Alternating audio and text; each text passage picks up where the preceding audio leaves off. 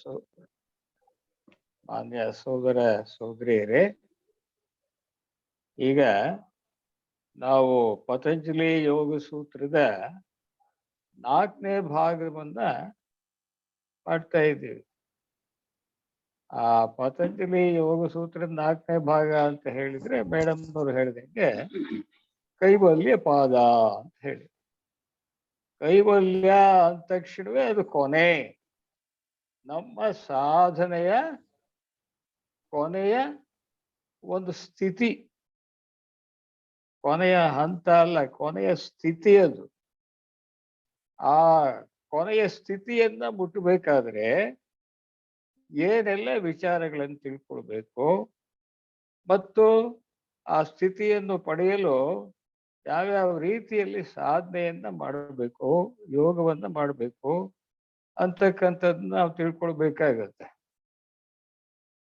ಇದರಲ್ಲಿ ವಸ್ತು ಇರುತ್ತೆ, ನೋಡೋದಕ್ಕೆ ಯಾವುದೋ ಒಂದು ವಸ್ತು ಅಥವಾ ವಿಷಯ ಇರ್ತದೆ.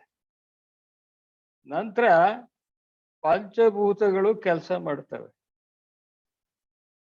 ಇಂದ್ರಿಯಗಳು ಕೆಲಸ ಮಾಡ್ತವೆ, ತನ್ಮಾತ್ರೆಗಳು ಕೆಲಸ ಮಾಡ್ತವೆ. ತನ್ಮಾತ್ರೆಗಳು ಅಂತಂದ್ರೆ ಸಂವೇದನೆಗಳು ಅಂತ ಹೇಳಿ, ವೈಬ್ರೇಷನ್ಸ್. ಆಮೇಲೆ ಚಿತ್ತ ಅಥವಾ ಮನಸ್ಸು ಕೆಲಸ ಮಾಡುತ್ತೆ, ಬುದ್ಧಿ ಕೆಲಸ ಮಾಡುತ್ತೆ. ಬುದ್ಧಿ ಯಾತಕ್ಕಿದೆಯಪ್ಪ ಅಂತ ಅಂದ್ರೆ ವಿಚಾರವನ್ನ ಗ್ರಹಿಸಲು ಬುದ್ಧಿ ಬೇಕು. ನಂತರ ಕೊನೆಯದು ಆತ್ಮ ಅಥವಾ ಪುರುಷ ಅಂತ ಹೇಳ್ತೀವಿ, ಆ ಪುರುಷ ಕೆಲಸ ಮಾಡುತ್ತೆ. ಅತ್ಯಂತ ಕೊನೆಯದಾಗಿರ್ತಕ್ಕಂತಹ ಆತ್ಮ ಏನಿದೆ, ಆ ಪುರುಷ ಏನಿದೆ, ಆ ಪುರುಷನನ್ನ ಸಾಕ್ಷಾತ್ಕಾರ ಮಾಡಿಕೊಂಡು ಅನುಭವಿಸ್ತೀವಿ. ಪುರುಷನ ಸಾಕ್ಷಾತ್ಕಾರ ಮಾಡಿಕೊಂಡು ಏನ್ ಅನುಭವಿಸ್ತೀವಿ, ಆ ಅನುಭವ ಸ್ಥಿತಿಯೇ ಕೈವಲ್ಯ ಅಂತಕ್ಕಂಥದ್ದು. ಈ ಇಂದ್ರಿಯಗಳು ಇತ್ಯಾದಿ ಎಲ್ಲವೂ ಕೆಲಸ ಮಾಡ್ತವೆ ನಾವು ಸಾಧನೆ ಮಾಡ್ಬೇಕಾದ್ರೆ. ಇವುಗಳ ಬಗ್ಗೆ ಈ ಐಕೆ ತೈಮರಿಯವರು ಆ ಪತಂಜಲಿ ಯೋಗ ಸೂತ್ರದ ಮುಖಾಂತರ ವಿವರವಾಗಿ ವೈಜ್ಞಾನಿಕವಾಗಿ ನಮಗೆ ತಿಳಿಸ್ಕೊಟ್ಟಿದ್ದಾರೆ. ಅದರಲ್ಲಿ ಹಿಂದೆ 19 ಶ್ಲೋಕಗಳು ಆ ವಿಚಾರ ಆಯ್ತು. ಅದ್ರ ನಂತರ 20ನೇ ಶ್ಲೋಕಕ್ಕೆ ಹೋಗೋಣ. ಈಗ 20ನೇ ಶ್ಲೋಕದಲ್ಲಿ ಏನ್ ಹೇಳ್ತಾರಪ್ಪ ಅಂತಂದ್ರೆ, ಏಕ ಸಮಯೇ ಚ ಉಭಯ ಅನವಧಾರಣಂ, ಏಕ ಸಮಯೇ ಚ ಉಭಯ ಅನವಧಾರಣಂ ಅಂತ ಹೇಳಿ. ಅಂದ್ರೆ ಅದರ ಅರ್ಥ ಅಲ್ಲದೆ ಏಕಕಾಲದಲ್ಲಿ ಅದು ಎರಡು ಅಂತ ಹೇಳಿದ್ರೆ ವೀಕ್ಷಕ ಮತ್ತು ವೀಕ್ಷಿತ, ಅಬ್ಸರ್ವರ್ ಅಂಡ್ ಅಬ್ಸರ್ವ್ಡ್ ಅಂತ ಏನ್ ಹೇಳ್ತೀವಿ, ಆಗಿರಲು ಸಾಧ್ಯವಿಲ್ಲ. ಏಕಕಾಲದಲ್ಲಿ ಅದು ಅಂತ ಅಂದ್ರೆ ಈ ಚಿತ್ತ ಅಥವಾ ಮನಸ್ಸು ಏನಿದೆ ಅದು ಎರಡೂ ಆಗಿರಲು ಸಾಧ್ಯವಿಲ್ಲ. ಎರಡು ಯಾವುವು? ನೋಡೋದೊಂದಿದೆ, ಆಮೇಲೆ ನೋಡಲ್ಪಡುವ ವಸ್ತು ಒಂದಿದೆ. ಆ ನೋಡೋದಕ್ಕೆ ವೀಕ್ಷಕ ಅಂತ ಕರಿತೀವಿ, ನೋಡಲ್ಪಡುವ ವಸ್ತುವಿಗೆ ವೀಕ್ಷಿತ ಅಂತ ಕರಿತೀವಿ, ಅಬ್ಸರ್ವರ್ ಅಂಡ್ ಅಬ್ಸರ್ವ್ಡ್. ಆ ಎರಡೂ ಆಗಿರಲು ಸಾಧ್ಯವಿಲ್ಲ. ಯಾವುದು? ಚಿತ್ತ.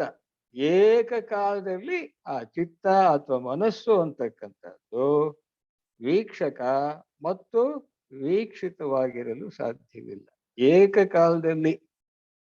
ಈಗ ಒಂದಾಗ್ತಿಲ್ಲ, ಒಂದು ಆಗ್ಬಹುದು, ಆದ್ರೆ ಒಂದೇ ಕಾಲದಲ್ಲಿ ಅಬ್ಸರ್ವರ್ ಅಂಡ್ ಅಬ್ಸರ್ವ್ಡ್, ವೀಕ್ಷಕ ಮತ್ತು ವೀಕ್ಷಿತ ಆಗಿರಲು ಸಾಧ್ಯವಿಲ್ಲ.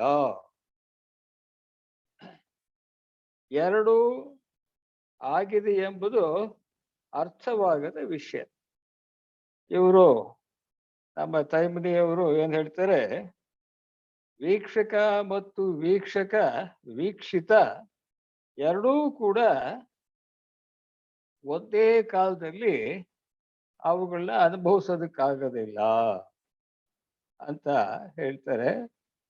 ಆಮೇಲೆ ಅದೆಲ್ಲ ಅರ್ಥವಿಲ್ಲದ್ದು, ಅವೆಲ್ಲ ನಮ್ಮ ಒಂದು ಅನುಭವಕ್ಕೆ ಬಾರದೇ ಇರ್ತಕ್ಕಂಥ ಒಂದು ವಿಚಾರ ಅದು ಅಂತಲೂ ಕೂಡ ಹೇಳ್ತಾರೆ. ನೋಡೋಣ ಇದೇನ್ ಹೇಳುತ್ತೆ ಈ ಒಂದು ಶ್ಲೋಕ, 20ನೇ ಶ್ಲೋಕ. ಇದರ ಅರ್ಥ ಏನಪ್ಪಾ ಅಂತ ಹೇಳಿದ್ರೆ, ಅದು ಅಂತ ಹೇಳಿದ್ರೆ ಮನಸ್ಸು. ಮನಸ್ಸನ್ನು ವೀಕ್ಷಿಸಲು ಸಾಧ್ಯ. ನಾವು ಮನಸ್ಸನ್ನ ವೀಕ್ಷಿಸಬಹುದು. ಅಂದ್ರೆ ಮನಸ್ಸು ಅಥವಾ ಚಿತ್ತ ಅಂತ ಏನ್ ಹೇಳ್ತೀವಿ, ಅದನ್ನ ವೀಕ್ಷಿಸಬಹುದು, ನಾವು ನೋಡ್ಬೋದು ಮನಸ್ಸನ್ನ. ಹೆಂಗ್ ನೋಡ್ತೀವಿ ನಾವು? ಅನುಭವದ ಮುಖಾಂತರ ನೋಡ್ತೀವಿ. ಏನ್ ಅನುಭವ? ಮನಸ್ಸು ಏನ್ ಕೆಲಸ ಮಾಡುತ್ತೆ? ಅದು ಆಲೋಚನೆಗಳನ್ನ ಉತ್ಪತ್ತಿ ಮಾಡುತ್ತೆ, ಭಾವನೆಗಳು, ಅದೇ ರೀತಿಯಲ್ಲಿ ನಾನಾ ರೀತಿಯ ಒಂದು ಅನುಭವಗಳನ್ನ ಉಂಟು ಮಾಡುತ್ತೆ. ನಾವು ಆಲೋಚನೆ, ಭಾವನೆ, ಪ್ರತಿಕ್ರಿಯಾದಿಗಳನ್ನ ನಾವು ನೋಡ್ಬೋದಲ್ಲ. ನನಗಿಂತ ಆಲೋಚನೆ ಬಂತು, ಅಂತ ಆಲೋಚನೆ ಬಂತು ಅಂತ ಹೇಳಲ್ವೇ? ಆಲೋಚನೆ ಬಂತು ಅನ್ನೋದು ವಿಚಾರ ನಮಗೆ ಗೊತ್ತಾದ್ರೆ ನಾವು ಮನಸ್ಸನ್ನು ನೋಡ್ದಂಗೆ ಆಯ್ತಲ್ಲಿ. ಆದ್ರಿಂದ ಅದು ವೀಕ್ಷಿತವಾಗಿದ್ದ ಪಕ್ಷದಲ್ಲಿ ಅದೇ ಕಾಲದಲ್ಲಿ ಅದು ವೀಕ್ಷಕನಾಗಿರಲು ಸಾಧ್ಯವಿಲ್ಲ. ಆ ಮನಸ್ಸನ್ನ ಅಂದ್ರೆ ಆಲೋಚನಾದಿಗಳನ್ನ ನಾವು ನೋಡ್ತಾ ಇರ್ಬೇಕಾದ್ರೆ ಅದು ನಮ್ಮನ್ನು ನೋಡೋದಕ್ಕೆ ಸಾಧ್ಯವಿಲ್ಲ. ನಮ್ಮನ್ನು ಅಂತ ಹೇಳಿದ್ರೆ ಇಲ್ಲಿ ಆತ್ಮನನ್ನ ನೋಡೋದಕ್ಕೆ ಆಗೋದಿಲ್ಲ. ಅದು ಅದನ್ನ ನಾವು ನೋಡ್ಬೋದು ಅಥವಾ ಆತ್ಮ ನೋಡ್ಬೋದು ಅಂತಕ್ಕಂಥದ್ದು. ಒಂದೇ ವಸ್ತು ಏಕಕಾಲದಲ್ಲಿ ವೀಕ್ಷಕನು ವೀಕ್ಷಕನು ವೀಕ್ಷಿತವು ಆಗಿರಲು ಸಾಧ್ಯವಿಲ್ಲ. ಒಂದೇ ವಸ್ತು ಯಾವುದೇ ಆಗಿರ್ಲಿ, ಚಿತ್ತ ಅಥವಾ ಮನಸ್ಸೇ ಆಗಿರ್ಲಿ, ಯಾವುದೇ ಆಗಿರ್ಲಿ, ಒಂದೇ ಕಾಲದಲ್ಲಿ ನೋಡೋನು ಮತ್ತು ನೋಡಲ್ಪಡುವವನು ಆಗಿರಲು ಸಾಧ್ಯವಿಲ್ಲ. ಎರಡರಲ್ಲಿ ಒಂದು. ನೋಡೋನಾಗಿರ್ಬೇಕು, ಇಲ್ಲ ಅಂತಂದ್ರೆ ನೋಡಲ್ಪಡುವವನಾಗಿರ್ಬೇಕು. ಎರಡರಲ್ಲಿ ಒಂದು ಅನ್ನೋ ಒಂದು ಅರ್ಥ ಕೊಡುತ್ತೆ ಇದು. ಮನಸ್ಸು ವೀಕ್ಷಿತವಾಗಿದ್ದ ಪಕ್ಷದಲ್ಲಿ ಅದು ವೀಕ್ಷಣೆಯ ಕೆಲಸ ಮಾಡಲು ಸಾಧ್ಯವಿಲ್ಲ. ಅಂದ್ರೆ ಮನಸ್ಸನ್ನ ನಾವು ನೋಡ್ತಾ ಇರಬೇಕಾದ್ರೆ ಆ ಮನಸ್ಸು ನಮ್ಮನ್ನ ನೋಡಲು ಸಾಧ್ಯ ಇಲ್ಲ. ಅಕಸ್ಮಾತ್ ಆಗಿ ಮನಸ್ಸು ನಮ್ಮನ್ನ ನೋಡಲು ಸಾಧ್ಯವಾದ್ರೆ ಆವಾಗ ಮನಸ್ಸಿನ ಕೈಲಿ ಆ ಶಕ್ತಿ ಇರೋಲ್ಲ. ಯಾವುದೋ ಒಂದು ಮತ್ತೊಂದು ಶಕ್ತಿ ಇರುತ್ತೆ. ಆ ಮತ್ತೊಂದು ಶಕ್ತಿ ಯಾವುದು ಅಂತಂದ್ರೆ ಆ ಪ್ರಜ್ಞೆ. ಆ ಪ್ರಜ್ಞೆಗೆ ಸಾಮರ್ಥ್ಯ ಇರ್ತದೆ. ಯಾವಾಗ್ಲೂ ಮನಸ್ಸು ಅರ್ಥವಾಗ್ಬೇಕಾದ್ರೆ ಪ್ರಜ್ಞೆ ಬೇಕೇ ಬೇಕು. ಪ್ರಜ್ಞೆ ಎಲ್ಲಿಂದ ಬರುತ್ತೆ? ಅದು ಆ ಒಂದು ಮಹಾ ಚೈತನ್ಯ ಏನಿದೆ, ಪುರುಷ ಏನಿದೆ, ಪುರುಷನಿಂದ ಬರುತ್ತೆ. ಆದ್ರಿಂದ ನಾವು ಚಿತ್ತವನ್ನ ನೋಡ್ತಾ ಇದ್ದೀವಿ ಅಥವಾ ಚಿತ್ತ ಕೆಲಸ ಮಾಡ್ತಾ ಇದೆ ಅಂತ ಹೇಳಿದ್ರೆ ಅಲ್ಲಿ ನಮ್ಗೆ ಗೊತ್ತಿಲ್ದಂಗೆನೆ ಪ್ರಜ್ಞೆ ಅಥವಾ ಪುರುಷ ಅಥವಾ ಆತ್ಮ ಅಂತಕ್ಕಂಥವು ಕೂಡ ಕೆಲಸ ಮಾಡ್ತಾ ಇರ್ತವೆ. ಆದ್ರೆ ನಮ್ಮ ಗಣನೆಗೆ ಅವು ಬರೋದಿಲ್ಲ ಅಷ್ಟೇನೆ. ನಾವ್ ಯಾವುದೋ ಒಂದು ಚಿತ್ತ ಆಲೋಚನಾದಿಗಳನ್ನು ನೋಡ್ತಾ ಇದ್ರೆ ಅವು ಮಾತ್ರ ಗೊತ್ತಾಗ್ತವೆ. ಆ ಗೊತ್ತಾಗಂಗೆ ಮಾಡ್ತಕ್ಕಂತಹ ಮಹಾ ಒಂದು ಶಕ್ತಿ ಏನಿದೆ, ಆ ಒಂದು ಪುರುಷ ಅಥವಾ ಪ್ರಜ್ಞೆ, ಅದು ಗೊತ್ತಾಗೋದಿಲ್ಲ ಅನ್ನೋ ಒಂದು ಅರ್ಥ ಅಲ್ಲಿ. ಹೀಗೆ ಇದ್ದಾಗ ಆ ಪ್ರಜ್ಞೆ ಅಂತಕ್ಕಂಥದ್ದು ಕೆಲಸ ಮಾಡುತ್ತೆ. ಅದು ಗೊತ್ತಿಲ್ಲದೆ ಕೆಲಸ ಮಾಡುತ್ತೆ. ಮನಸ್ಸು ಪ್ರಜ್ಞೆಯ ಶಕ್ತಿಯ ಮೂಲಕ ತನ್ನ ವೀಕ್ಷಣಾ ಕೆಲಸವನ್ನು ಮಾಡುವಂತೆ ತೋರುವುದರಿಂದ ಅದು ಪ್ರಜ್ಞೆಯನ್ನು ವೀಕ್ಷಿಸಲು ಸಾಧ್ಯವಿಲ್ಲ. ಮನಸ್ಸಿಗೆ ಗೊತ್ತಿರೋಲ್ಲ, ಆ ಚಿತ್ತಕ್ಕೆ ಗೊತ್ತಿರೋದಿಲ್ಲ ಆ ಪ್ರಜ್ಞೆ ಏನ್ ಕೆಲಸ ಮಾಡುತ್ತೆ, ಯಾವ ರೀತಿಯಲ್ಲಿ ಕೆಲಸ ಮಾಡುತ್ತೆ ಅಂತಕ್ಕಂಥದ್ದು. ಆದ್ರೆ ಆ ಮನಸ್ಸು ಕೆಲಸ ಮಾಡ್ತಾ ಇರುತ್ತೆ. ಆ ಮನಸ್ಸು ಕೆಲಸ ಮಾಡ್ತಾ ಇರೋದನ್ನ ನಮ್ಮಲ್ಲಿ ಆ ಪ್ರಜ್ಞೆ ಎಲ್ಲಿಂದ ಬರುತ್ತೆ? ಪುರುಷನಿಂದ ಬರುತ್ತೆ, ಅಂದ್ರೆ ಆತ್ಮದಿಂದ ಬರುತ್ತೆ. ಆತ್ಮದಿಂದ ಬರ್ತಕ್ಕಂತಹ ಪ್ರಜ್ಞೆ ಅಲ್ಲಿ ಆ ಚಿತ್ತದಲ್ಲಿ ಕೆಲಸ ಮಾಡ್ತಾ ಇರುತ್ತೆ. ಆದ್ರೆ ಆ ಚಿತ್ತಕ್ಕೆ ಗೊತ್ತಿರೋದಿಲ್ಲ, ಅಂದ್ರೆ ಮನಸ್ಸಿಗೆ ಗೊತ್ತಿರೋದಿಲ್ಲ ಅದು. ಅದರ ಅರ್ಥ ಅದು. ಆದ್ರಿಂದ ನಾವು ಎಲ್ಲಿಯವರೆಗೆ ಚಿತ್ತದ ಕ್ಷೇತ್ರದಲ್ಲಿರುತ್ತೇವೆಯೋ ಅಲ್ಲಿಯವರೆಗೆ ನಮಗೆ ಪ್ರಜ್ಞೆ ಏನೆಂಬುದನ್ನು ನಾವು ಗುರುತಿಸಲು ಸಾಧ್ಯವಿಲ್ಲ. ನಾವು ಎಲ್ಲಿಯವರೆಗೆ ಚಿತ್ತದ ಕ್ಷೇತ್ರದಲ್ಲಿರುತ್ತೇವೆಯೋ, ಅಂದ್ರೆ ನಾವು ಮನಸ್ಸನ್ನ ಒಂದು ಅಧೀನದಲ್ಲಿರ್ತವೆಯೋ, ನಾವು ಮನಸ್ಸು ಅಥವಾ ಚಿತ್ತ ಅದರ ಅಧೀನದಲ್ಲಿರೋವರೆಗೂ ಆ ಪ್ರಜ್ಞೆ ಯಾವ ರೀತಿ ಕೆಲಸ ಮಾಡುತ್ತೆ ಅನ್ನೋದು ಗೊತ್ತಾಗೋದಿಲ್ಲ. ಆ ರೀತಿಯಾಗಿ ಪ್ರಜ್ಞೆ ಕೆಲಸ ಮಾಡ್ತಾ ಇರುತ್ತೆ. ಆ ಪ್ರಜ್ಞೆ ಅನ್ನೋದೇನಿಲ್ಲ, ಅದು ಪುರುಷ, ಅಂದ್ರೆ ಆತ್ಮ ಅದು. ಈಗ ಆತ್ಮ ಮತ್ತು ಪ್ರಜ್ಞೆ ಏನಿದಾವೆ ಹೇಗೆ ಅಂತಂದ್ರೆ, ಒಂದು ಹೂವು ಇರ್ತದೆ. ಆ ಹೂವು ಅಂತಕ್ಕಂಥದ್ದು ಅದನ್ನ ನಾವು ಆತ್ಮಕ್ಕೆ ಹೋಲಿಸಿದ್ರೆ ಅಥವಾ ಪುರುಷನಿಗೆ ಹೋಲಿಸಿದ್ರೆ, ಆ ಹೂವಿನಿಂದ ಬರ್ತಕ್ಕಂಥ ಸುವಾಸನೆ ಏನಿದೆ, ಆ ಸುವಾಸನೆ ತಾನೇ ಬರ್ತಾ ಇರುತ್ತೆ. ಆ ಸುವಾಸನೆನೇ ಪ್ರಜ್ಞೆ. ಆದ್ರಿಂದ ಆ ಒಂದು ವಸ್ತು ಅಂದ್ರೆ ಆ ಹೂವು ಇದು ಪುರುಷನಾದ್ರೆ ಅಥವಾ ಆತ್ಮನಾದ್ರೆ, ಆ ಹೂವಿನಿಂದ ಬರ್ತಕ್ಕಂಥ ಪರಿಮಳ ಏನಿದೆ ಅದೇ ಪ್ರಜ್ಞೆ. ಅಂದ್ರೆ ಆ ಪ್ರಜ್ಞೆ ಮತ್ತು ಪುರುಷ ಅಥವಾ ಆತ್ಮನನ್ನ ಬೇರೆ ಮಾಡಲು ಸಾಧ್ಯವಿಲ್ಲ. ಹೇಗೆ ಆ ಪುಷ್ಪ ಮತ್ತು ಪರಿಮಳವನ್ನ ಹೇಗೆ ಬೇರೆ ಮಾಡಲು ಸಾಧ್ಯವಿಲ್ಲೋ, ಹಾಗೇನೆ ಪುರುಷ ಮತ್ತು ಪ್ರಜ್ಞೆಯನ್ನ ಬೇರೆ ಮಾಡಲು ಸಾಧ್ಯವಿಲ್ಲ. ಇದು ಆ ಒಂದು ಚಿತ್ತಕ್ಕೆ ಅರ್ಥವಾಗೋಲ್ಲ. ಚಿತ್ತ ಕೆಲಸ ಮಾಡ್ತಾ ಇರುತ್ತೆ. ನಾನು ಯಾವುದರಿಂದ ಕೆಲಸ ಮಾಡ್ತಾ ಇದ್ದೀನಿ, ನನಗೆ ಯಾವುದು ಕೆಲಸ ಮಾಡೋದಕ್ಕೆ ಶಕ್ತಿ ಕೊಡ್ತಾ ಇದೆ ಅನ್ನೋದು ಆ ಚಿತ್ತ ಅಥವಾ ಮನಸ್ಸಿಗೆ ಗೊತ್ತಿರೋಲ್ಲ. ಅದು ಯಾವ್ದಪ್ಪ ಅಂತ ಹೇಳಿದ್ರೆ, ಆ ಚಿತ್ತ ಕೆಲಸ ಮಾಡದೇ ಇದ್ದಾಗ, ಕೆಲಸ ಮಾಡ್ತಾ ಇರ್ಬೇಕಾದ್ರೆ ಪ್ರಜ್ಞೆ ಅಥವಾ ಆತ್ಮ ಅದ್ರ ಮೇಲೆ ಕೆಲಸ ಮಾಡ್ತಾ ಇದೆ ಅನ್ನೋದು ಗೊತ್ತಾಗಲ್ಲ, ಚಿತ್ತ ಕೆಲಸ ಮಾಡ್ತಾ ಇರ್ಬೇಕಾದ್ರೆ. ಈಗ ಚಿತ್ತ ಕೆಲಸ ಮಾಡದಲೆ ಸುಮ್ಮನೆ ಇದ್ರೆ, ಚಿತ್ತ ಕೆಲಸ ಮಾಡದಲೆ ಸುಮ್ಮನೆ ಇದ್ರೆ ಆಗ ಆ ಪ್ರಜ್ಞೆ ಏನು ಅಂತರ್ಮುಖವಾಗಿ ಕೆಲಸ ಮಾಡ್ತಾ ಇದೆ ಅದು ಗೊತ್ತಾಗತ್ತದೆ, ಆ ಚಿತ್ತಕ್ಕೆ ಗೊತ್ತಾಗತ್ತೆ. ಆದ್ರಿಂದ ಅಂತರ್ಮುಖವಾಗಿ ಕೆಲಸ ಮಾಡ್ತಕ್ಕಂತಹ ಪ್ರಜ್ಞೆಯನ್ನ ಅರ್ಥ ಮಾಡ್ಕೋಬೇಕಾದ್ರೆ ಚಿತ್ತ ಕೆಲಸ ಮಾಡಬಾರ್ದು.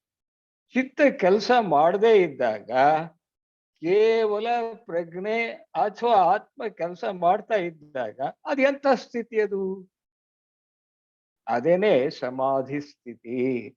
ಅದನ್ನ ಇಲ್ಲಿ ಹೇಳಿಲ್ಲ ಅಷ್ಟೇನೆ. ಆ ಸಮಾಧಿ ಸ್ಥಿತಿಯಲ್ಲಿ ಚಿತ್ತ ಕೆಲಸ ಮಾಡ್ದಲೇ ಇರುತ್ತೆ, ಸುಮ್ಮನೆ ಇರುತ್ತೆ ಚಿತ್ತ. ಆದ್ರೆ ಮನಸ್ಸು ಕೆಲಸ ಮಾಡೋದಿಲ್ಲ ಸಮಾಧಿ ಸ್ಥಿತಿಯಲ್ಲಿ. ಆ ಸಮಾಧಿ ಅಂತಕ್ಕಂಥದ್ದು ಏನು? ಆಲೋಚನಾ ರಹಿತ ಸ್ಥಿತಿ, ಎ ಥಾಟ್ ಫ್ರೀ ಸ್ಟೇಟ್. ಅದು ಸಮಾಧಿ, ಅದು ಟ್ರಾನ್ಸೆಂಡೆಂಟಲ್ ಸ್ಟೇಟ್ ಅದು. ಆದ್ರಿಂದ ಆಲೋಚನಾ ರಹಿತ ಸ್ಥಿತಿ ಅಂತ ಅಂದ್ರೆ, ಅಲ್ಲಿ ಆಲೋಚನೆ ಅಂತ ಹೇಳಿದ್ರೆ ಚಿತ್ತ, ಚಿತ್ತ ರಹಿತ ಸ್ಥಿತಿ ಅಂತ ಅರ್ಥ. ಚಿತ್ತರಹಿತ ಸ್ಥಿತಿಯಲ್ಲಿ, ಮನೋರಹಿತ ಸ್ಥಿತಿಯಲ್ಲಿ, ಆಲೋಚನಾ ರಹಿತ ಸ್ಥಿತಿಯಲ್ಲಿ ಪ್ರಜ್ಞೆ ಅಂತರ್ಮುಖವಾಗಿ ಕೆಲಸ ಮಾಡ್ತಾ ಇರುತ್ತೆ. ಪ್ರಜ್ಞೆ ಕೆಲಸ ಮಾಡ್ತಾ ಇರುತ್ತೆ ಅಂತ ಹೇಳಿದ್ರೆ ಆ ಪ್ರಜ್ಞೆಗೆ ಮೂಲವಾಗಿರ್ತಕ್ಕಂಥ ಆತ್ಮ ಅಥವಾ ಪುರುಷನೂ ಕೂಡ ಕೆಲಸ ಮಾಡ್ತಾ ಇರ್ತಾನೆ. ಅದು ಕೆಲಸ ಪ್ರಜ್ಞೆ ಅಥವಾ ಆತ್ಮ ಕೆಲಸ ಮಾಡೋದನ್ನ ಕಂಡ್ಕೋಬೇಕಾದ್ರೆ ಚಿತ್ತ ಅಥವಾ ಮನಸ್ಸು ಕೆಲಸ ಮಾಡಬಾರ್ದು, ಆಲೋಚನೆಗಳು ಅಲ್ಲಿ ಇರಬಾರ್ದು, ಆದ್ರೆ ಅದು ಸಮಾಧಿ ಸ್ಥಿತಿ ಇರ್ತದೆ ಅನ್ನೋದು ಚೆನ್ನಾಗಿ ಜ್ಞಾಪಕ ಇಟ್ಕೊಂಡು. ಇದು 20ನೇ ಶ್ಲೋಕದ ವಿಚಾರ. ನೆಕ್ಸ್ಟ್ ಈಗ 21ನೇ ಶ್ಲೋಕ. 21ನೇ ಶ್ಲೋಕ ಏನ್ ಹೇಳುತ್ತೆ ಅಂತಕ್ಕಂಥದ್ದನ್ನ ನಾವು ನೋಡೋಣ. ಮಹೇಶ್ 21ನೇ ಶ್ಲೋಕ ಹಾಕಿ.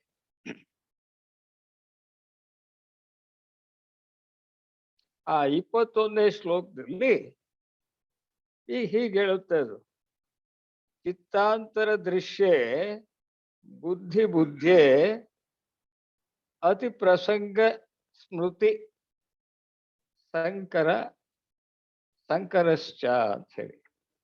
ಅಂತಂದ್ರೆ ಅಲ್ಲಿ ಚಿತ್ತಾಂತರ ದೃಶ್ಯ ಬುದ್ಧಿ ಬುದ್ಧಿ ಅತಿ ಪ್ರಸಂಗ ಸ್ಮೃತಿ ಸಂಕರಶ್ಚ ಅಂದ್ರೆ ಸಂಕರಶ್ಚ ಆಗ್ತದೆ ನಾವು ಎಲ್ಲ ಸೇರಿಸಿದ್ರೆ. ಅಂದ್ರೆ ಒಂದು ಚಿತ್ತವನ್ನ ಮತ್ತೊಂದು ಚಿತ್ತವು ಅರಿಯಲು ಸಾಧ್ಯವಾಗಿದ್ದರೆ, ಒಂದು ಚಿತ್ತವನ್ನ ಮತ್ತೊಂದು ಚಿತ್ತವು ಅರಿಯಲು ಸಾಧ್ಯವಾಗಿದ್ದರೆ, ಅಂದ್ರೆ ಒಂದು ಮನಸ್ಸು ಮತ್ತೊಂದು ಮನಸ್ಸನ್ನ ತಿಳ್ಕೊಳ್ಳಲು ಸಾಧ್ಯವಾಗಿದ್ದರೆ, ಒಂದು ಬುದ್ಧಿಯನ್ನ ಮತ್ತೊಂದು ಬುದ್ಧಿಯು ಅರಿಯಲು ಸಾಧ್ಯ. ನೋಡಿ, ಒಂದು ಚಿತ್ತ ಅಥವಾ ಮನಸ್ಸಿದ್ರೆ ಆ ಚಿತ್ತ ಅಥವಾ ಮನಸ್ಸಿಗೆ ಬುದ್ಧಿ ಇರುತ್ತೆ. ಆ ಬುದ್ಧಿ ಅನ್ನೋದು ಗ್ರಹಿಕೆ. ಆ ಚಿತ್ತ ಅಥವಾ ಮನಸ್ಸು ಅನ್ನೋದು ವ್ಯಕ್ತಪಡಿಸ್ತಕ್ಕಂಥದ್ದು. ಆ ಮನಸ್ಸಿದ್ರೆ ಅದಕ್ಕೆ ಒಂದು ಬುದ್ಧಿ ಇದ್ದೇ ಇರುತ್ತೆ. ಒಂದು ಚಿತ್ತವನ್ನ ಮತ್ತೊಂದು ಚಿತ್ತವು ಅರಿಯಲು ಸಾಧ್ಯವಾಗಿದ್ದರೆ ಅಂತ ಒಂದು ಕಂಡೀಷನ್ ಕೊಟ್ಟಿದ್ದಾರೆ. ಒಂದು ಮನಸ್ಸು ಮತ್ತೊಂದು ಮನಸ್ಸನ್ನ ಅರಿಯಲು ಸಾಧ್ಯವಾಗಿದ್ರೆ ಏನಾಗ್ತಿತ್ತಪ್ಪ ಅಂತ ಹೇಳಿದ್ರೆ, ಒಂದು ಬುದ್ಧಿಯನ್ನ ಮತ್ತೊಂದು ಬುದ್ಧಿ ಅರಿಯಲು ಸಾಧ್ಯ ಅಂತ ಅರ್ಥ ಆಗಿದೆ. ಅಂದ್ರೆ ಈಗ ಒಂದು ಚಿತ್ತಕ್ಕೆ ಒಂದು ಬುದ್ಧಿ ಇರುತ್ತೆ, ಒಂದು ಚಿತ್ತಕ್ಕೆ ಒಂದು ಬುದ್ಧಿ ಇರುತ್ತೆ, ಅಂದ್ರೆ ಒಂದು ಮನಸ್ಸಿಗೆ ಒಂದು ಬುದ್ಧಿ ಇರುತ್ತೆ. ಈಗ ಒಂದು ಮನಸ್ಸು ಮತ್ತೊಂದು ಮನಸ್ಸನ್ನ ತಿಳ್ಕೊಳ್ಳಲು ಸಾಧ್ಯವಾದ್ರೆ ಅವುಗಳಲ್ಲಿರ್ತಕ್ಕಂಥ ಒಂದು ಬುದ್ಧಿ ಮತ್ತೊಂದು ಬುದ್ಧಿಯಿಂದ ತಿಳ್ಕೊಳ್ಳಲು ಸಾಧ್ಯವಾಗುತ್ತೆ ಅನ್ನೋದನ್ನ ಅಲ್ಲಿ ಹೇಳುತ್ತೆ. ಮತ್ತು ಸ್ಮೃತಿಗಳ ಸಂಗ್ರಹ ಸಹ ಸಾಧ್ಯ ಒಂದು ಎಂದು ಒಪ್ಪಿಕೊಳ್ಳಬೇಕಾಗುತ್ತದೆ. ಆದರೆ ಇದು ಅಧಿಕ ಪ್ರಸಂಗತನ. ಇದು ಅಧಿಕ ಪ್ರಸಂಗತನ ಅಂತ ಹೇಳಿದ್ರೆ, ಈಗ ನಾನು ಮೇಲೇನ್ ಹೇಳಿದೆ ಅದೆಲ್ಲ ಸುಳ್ಳು ಅನ್ನೋ ಒಂದು ಅರ್ಥ ಅಲ್ಲಿ. ಅಂದ್ರೆ ಒಂದು ಮನಸ್ಸು ಮತ್ತೊಂದು ಮನಸ್ಸನ್ನ ಅರಿಯಲು ಸಾಧ್ಯವಾದ್ರೆ ಅವುಗಳಲ್ಲಿ ಇರ್ತಕ್ಕಂಥ ಒಂದು ಬುದ್ಧಿ ಮತ್ತೊಂದು ಬುದ್ಧಿಯನ್ನು ಅರಿಯಲು ಸಾಧ್ಯ ಅಂತ ಅಲ್ಲಿ ಹೇಳುತ್ತೆ. ಒಂದು ಮನಸ್ಸಿಗೆ ಒಂದು ಬುದ್ಧಿ ಇರುತ್ತೆ, ಒಂದು ಮನಸ್ಸು ಇನ್ನೊಂದು ಮನಸ್ಸನ್ನ ಅರಿಯಲು ಸಾಧ್ಯ ಆಗುವಾಗ ಅದಕ್ಕೆ ಇರ್ತಕ್ಕಂಥ ಒಂದು ಬುದ್ಧಿ ಇನ್ನೊಂದು ಬುದ್ಧಿಯನ್ನು ಅರಿಯಲು ಸಾಧ್ಯ ಅಂತ ಹೇಳುತ್ತೇವೆ. ಆದ್ರೆ ಇದು ಸುಳ್ಳು, ಅಧಿಕ ಪ್ರಸಂಗತನ, ಇದು ಸರಿ ಇಲ್ಲ. ಹೇಗೆ ಅದು ನೋಡೋಣ. ಉದಾಹರಣೆಗೆ, ಒಬ್ಬ ವ್ಯಕ್ತಿಯಲ್ಲಿ ಹಲವಾರು ಚಿತ್ತಗಳಿವೆ ಎಂದು ತಿಳ್ಕೊಳ್ಳೋಣ. ಇವಾಗ ಒಂದು ಚಿತ್ತ ಮತ್ತೊಂದು ಚಿತ್ತವನ್ನ ಅರಿಯಲು ಸಾಧ್ಯವಾದ್ರೆ ಅಂತ ಹೇಳಿದ್ರೆ, ಒಂದು ಮನಸ್ಸು ಮತ್ತೊಂದು ಅರಿಯಲು ಸಾಧ್ಯವಾದ್ರೆ ಅಂತ ಹೇಳಿದಾಗ ಅಲ್ಲಿ ಒಬ್ಬ ವ್ಯಕ್ತಿನ ತಗೊಂಡಾಗ ಅವನಲ್ಲಿ ಎರಡು ಮನಸ್ಸುಗಳು ಇರ್ತವೆ ಅಂತ ಇಟ್ಕೊ. ಆ ಎರಡು ಮನಸ್ಸುಗಳು ಇದ್ರೆ ಏನಾಗುತ್ತೆ? ಒಬ್ಬನೇ ವ್ಯಕ್ತಿಯಲ್ಲಿ ಎರಡು ಮನಸ್ಸುಗಳು ಇದ್ರೆ ಏನಾಗುತ್ತೆ? ಆಗ ಹಾಗಿದ್ದಲ್ಲಿ ಎರಡು ಮನಸ್ಸುಗಳು ಇದ್ದಲ್ಲಿ ಹಲವಾರು ಬುದ್ಧಿಗಳು ಮತ್ತು ಸ್ಮೃತಿಗಳು ಇರುತ್ತವೆ. ಒಬ್ಬ ವ್ಯಕ್ತಿಯಲ್ಲಿ ಎರಡು ಮನಸ್ಸುಗಳಿದ್ರೆ ಆ ಎರಡು ಬುದ್ಧಿಗಳು ಇರ್ತವೆ. ಒಂದೊಂದು ಮನಸ್ಸಿಗೆ ಒಂದೊಂದು ಬುದ್ಧಿ ಇರ್ಲೇಬೇಕಲ್ಲ, ಗ್ರಹಿಕೆ ಇರ್ಲೇಬೇಕಲ್ಲ. ಆದ್ರಿಂದ ಒಬ್ಬ ವ್ಯಕ್ತಿಯಲ್ಲಿ ಎರಡು ಮನಸ್ಸುಗಳಿದ್ದಾಗ ಅವರಲ್ಲಿ ಆ ಎರಡು ಮನಸ್ಸುಗಳಿಗೆ ಎರಡು ಬುದ್ಧಿಗಳಿರ್ತವೆ. ಆ ಎರಡು ಬುದ್ಧಿಗಳು ಕೂಡ ಏಕಕಾಲದಲ್ಲಿ ಕೆಲಸ ಮಾಡಲು ಪ್ರಾರಂಭಿಸಿದಾಗ ಒಬ್ಬನೇ ವ್ಯಕ್ತಿಯಲ್ಲಿ ಎರಡು ಬುದ್ಧಿಗಳು ಒಂದೇ ಕಾಲದಲ್ಲಿ ಕೆಲಸ ಮಾಡಲು ಪ್ರಾರಂಭಿಸಿದಾಗ ಏನಾಗತ್ತೆ? Too many cooks spoil the ಬ್ರಾತ್ ಅಂತ ಹೇಳ್ದಂಗೆ ಎರಡು ಬುದ್ಧಿಗಳು ಒಂದೇ ಕಾಲದಲ್ಲಿ ಕೆಲಸ ಮಾಡಿದ್ರೆ ಒಬ್ಬನೇ ವ್ಯಕ್ತಿಯಲ್ಲಿ ಏನಾಗುತ್ತೆ ಅವಾಗ? ಆ ಒಂದು ಎರಡು ಚಿತ್ತಗಳಿಂದ ಬಂದಿರತಕ್ಕಂತಹ ವಿಚಾರ ಗೊತ್ತಾಗದೇ ಇಲ್ಲ, ಕನ್ಫ್ಯೂಷನ್ ಆಗಿ ಹೋಗ್ಬಿಡುತ್ತೆ, ಗೊಂದಲ ಉಂಟಾಗುತ್ತೆ. ಎರಡು ಮನಸ್ಸುಗಳು ಇದ್ರೆ ಆ ಎರಡು ಮನಸ್ಸುಗಳಿಗೆ ಎರಡು ಬುದ್ಧಿಗಳಿದ್ರೆ ಆ ಎರಡು ಬುದ್ಧಿಗಳು ಏಕಕಾಲದಲ್ಲಿ ಕೆಲಸ ಮಾಡಲು ಪ್ರಾರಂಭಿಸಿದ್ರೆ ಗೊಂದಲ ಉಂಟಾಗುತ್ತದೆ, ಸ್ಪಷ್ಟವಾಗಿ ಗೊತ್ತಾಗೋದೇ ಇಲ್ಲ. ಈಗ ಒಬ್ಬನ್ ಮಾತಾಡಿದ್ರೆ ಅದು ಚೆನ್ನಾಗಿ ಕೇಳಿಸುತ್ತೆ. ಈಗ ಒಂದೇ ಸತಿಗೆ ಒಂದೇ ಕಾಲದಲ್ಲಿ ಇಬ್ರು ಮೂವರು ಮಾತಾಡಿದ್ರೆ ಏನ್ ಕೇಳಿಸುತ್ತೆ? ಅದು ಅಸ್ಪಷ್ಟವಾಗುತ್ತೆ, ಕೇಳಿಸೋದೇ ಇಲ್ಲ ಅದು. ಹಾಗೆ ಎರಡು ಬುದ್ಧಿಗಳು ಅಥವಾ ಮೂರು ಬುದ್ಧಿಗಳು ಹೀಗೆಲ್ಲ ಮಾತಾಡಿದ್ರೆ ಒಂದೇ ಕಾಲದಲ್ಲಿ ಗೊಂದಲ ಉಂಟಾಗುತ್ತದೆ, ಅದು ಸ್ಪಷ್ಟವಾಗಿ ಗೊತ್ತಾಗೋದಿಲ್ಲ. ಆದ್ರೆ ಅದಕ್ಕೊಂದು ಪರಿಹಾರ ಹೇಳ್ತಾರೆ. ಚಿತ್ತಗಳು ಅನೇಕವಿದ್ದರೂ ಅವುಗಳ ಮೂಲಕ ಹರಿಯುವ ಬುದ್ಧಿಯು ಒಂದೇ ಆದಾಗ ಮಾತ್ರ ಖಚಿತವಾದ ತೀರ್ಮಾನ ಉಂಟಾಗಲು ಸಾಧ್ಯ ಅಂತ ಹೇಳ್ತಾರೆ. ಚಿತ್ತಗಳು ಅನೇಕವಿದ್ರೂ ಕೂಡ ಈಗ ಅನೇಕ ಆಲೋಚನೆಗಳು ಬರ್ತಿರ್ತವೆ. ಒಂದೊಂದು ಆಲೋಚನೆಗೆ ಒಂದು ಚಿತ್ತ ಅಂತ ಇಟ್ಕೊಂಡ್ರೆ ಈಗ ಅನೇಕ ಆಲೋಚನೆಗಳು ಬರ್ತವೆ. ಅನೇಕ ಆಲೋಚನೆಗಳು ಬಂದ್ರೂ ಕೂಡ ಅಂದ್ರೆ ಅನೇಕ ಚಿತ್ತಗಳು ಇದ್ರೂ ಕೂಡ ಆ ಎಲ್ಲ ಚಿತ್ತಗಳ ಏನು ಬುದ್ಧಿಗಳು ಇರ್ತಾವಲ್ಲ, ಬುದ್ಧಿಗಳು ಅಲ್ಲಿ ಕೆಲಸ ಮಾಡ್ಕೊಡುದು. ಕೆಲಸ ಮಾಡಿದ್ರೆ ಎಲ್ಲ ಗೊಂದಲ ಆಗುತ್ತೆ. ಚಿತ್ತಗಳು ಅನೇಕವಿದ್ರೂ ಬುದ್ಧಿ ಮಾತ್ರ ಒಂದೇ ಇರ್ಬೇಕು. ಬುದ್ಧಿ ಮಾತ್ರ ಒಂದೇ ಇದ್ರೆ ಆಗ ಅನೇಕ ಚಿತ್ತಗಳಲ್ಲಿ ಏನು ಅನೇಕ ಆಲೋಚನೆ ಆದಿಗಳು ಬರ್ತವೆ ಅವೆಲ್ಲವೂ ಒಂದೇ ಬುದ್ಧಿಯಿಂದ ಸ್ಪಷ್ಟವಾಗಿ ಅರ್ಥವಾಗ್ತವೆ. ಒಟ್ಟಾಗೆ ಬುದ್ಧಿಗಳು ಜಾಸ್ತಿ, ಚಿತ್ತಗಳು ಜಾಸ್ತಿ ಇದ್ದು ಬುದ್ಧಿಗಳು ಜಾಸ್ತಿ ಇದ್ರೆ ಆ ಬುದ್ಧಿಗಳು ಏಕಕಾಲದಲ್ಲಿ ಕೆಲಸ ಮಾಡಿದ್ರೆ ಆವಾಗ ಏನು ಅರ್ಥವಾಗಲ್ಲ. ಅದಕ್ಕೆ ಚಿತ್ತಗಳು ಅನೇಕ ಇದ್ರೂ ಅವೆಲ್ಲವಕ್ಕೂ ಒಂದೇ ಒಂದು ಬುದ್ಧಿ ಇದ್ರೆ ಆವಾಗ ಆ ಬುದ್ಧಿ ಎಲ್ಲಾ ಚಿತ್ತಗಳಲ್ಲಿರ್ತಕ್ಕಂಥ ವಿಚಾರವನ್ನ ತಿಳಿಸುತ್ತೆ. ಆದ್ರಿಂದ ಒಂದೇ ಒಂದು ಬುದ್ಧಿ ಇರಬೇಕು. ಒಬ್ಬ ವ್ಯಕ್ತಿಗೆ ಒಂದೇ ಒಂದು ಬುದ್ಧಿ ಕೆಲಸ ಮಾಡಬೇಕು. ಇಲ್ಲ ಅಂತಂದ್ರೆ ಅದು ಸರಿ ಇಲ್ಲ, ಅದು ಸರಿಯಾಗಿ ಕೇಳಿಸೋದಿಲ್ಲ ಅಥವಾ ಸರಿಯಾಗಿ ಅರ್ಥವಾಗುದಿಲ್ಲ. ಒಂದೇ ಒಂದು ಬುದ್ಧಿ ಮಾತ್ರ ಕೆಲಸ ಮಾಡಿದ್ರೆ ಆ ವ್ಯಕ್ತಿಗೆ ಆ ಚಿತ್ತ ಅಥವಾ ಚಿತ್ತಗಳು ಏನ್ ಹೇಳ್ತವೆ ಅವೆಲ್ಲವೂ ಸ್ಪಷ್ಟವಾಗಿ ಅರ್ಥವಾಗಿದೆ. ಈಗ ಒಂದು ಉದಾಹರಣೆ ತಗೊಳ್ಳೋಣ. ಒಂದು ಮದುವೆ ಏರ್ಪಾಡಾಗಿದೆ ಅಂತ ಇಟ್ಕೊಂಬೋಣ, ಯಾರ್ದೋ ಒಬ್ಬರು. ಆ ಮದುವೆಗೆ ಅನೇಕ ಕೆಲಸಗಳಾಗ್ಬೇಕಲ್ಲ ಅಲ್ಲಿ. ಏನು ಅಡುಗೆ ಬೇಕಾಗುತ್ತೆ, ಅಡಿಗೆರ ಒಂದು ಗುಂಪು ಬೇಕಾಗುತ್ತೆ. ಆಮೇಲೆ ಮಂಟಪ ಕಟ್ಟೋರ್ ಗುಂಪು ಬೇಕಾಗುತ್ತೆ.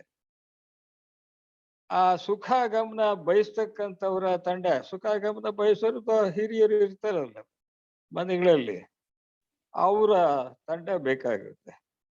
ಆಮೇಲೆ ಕರಪತ್ರ ಹಂಚೋರ್ ತಂಡ ಅದು ಕರಪತ್ರ ಅಂತಂದ್ರೆ ಇವೆಲ್ಲ ಈಗ ಇನ್ವಿಟೇಷನ್ಸ್ ಹಂಚೋರ್ ಬೇಕಲ್ಲ, ಒಬ್ರು ಇಬ್ರು ಮೂರು ಹಿಂಗೆ ಇರ್ತಾರೆ ಆ ಮದುವೆಗೆ ತಕ್ಕಂತ, ಇತ್ಯಾದಿ ಎಲ್ಲ ಬೇಕಾಗುತ್ತೆ. ಒಂದು ಮದುವೆ ಏರ್ಪಾಡಾದ್ರೆ ಅಡಿಗೆ ಮಾಡೋರ್ ಗುಂಪು ಅದು ಒಂದು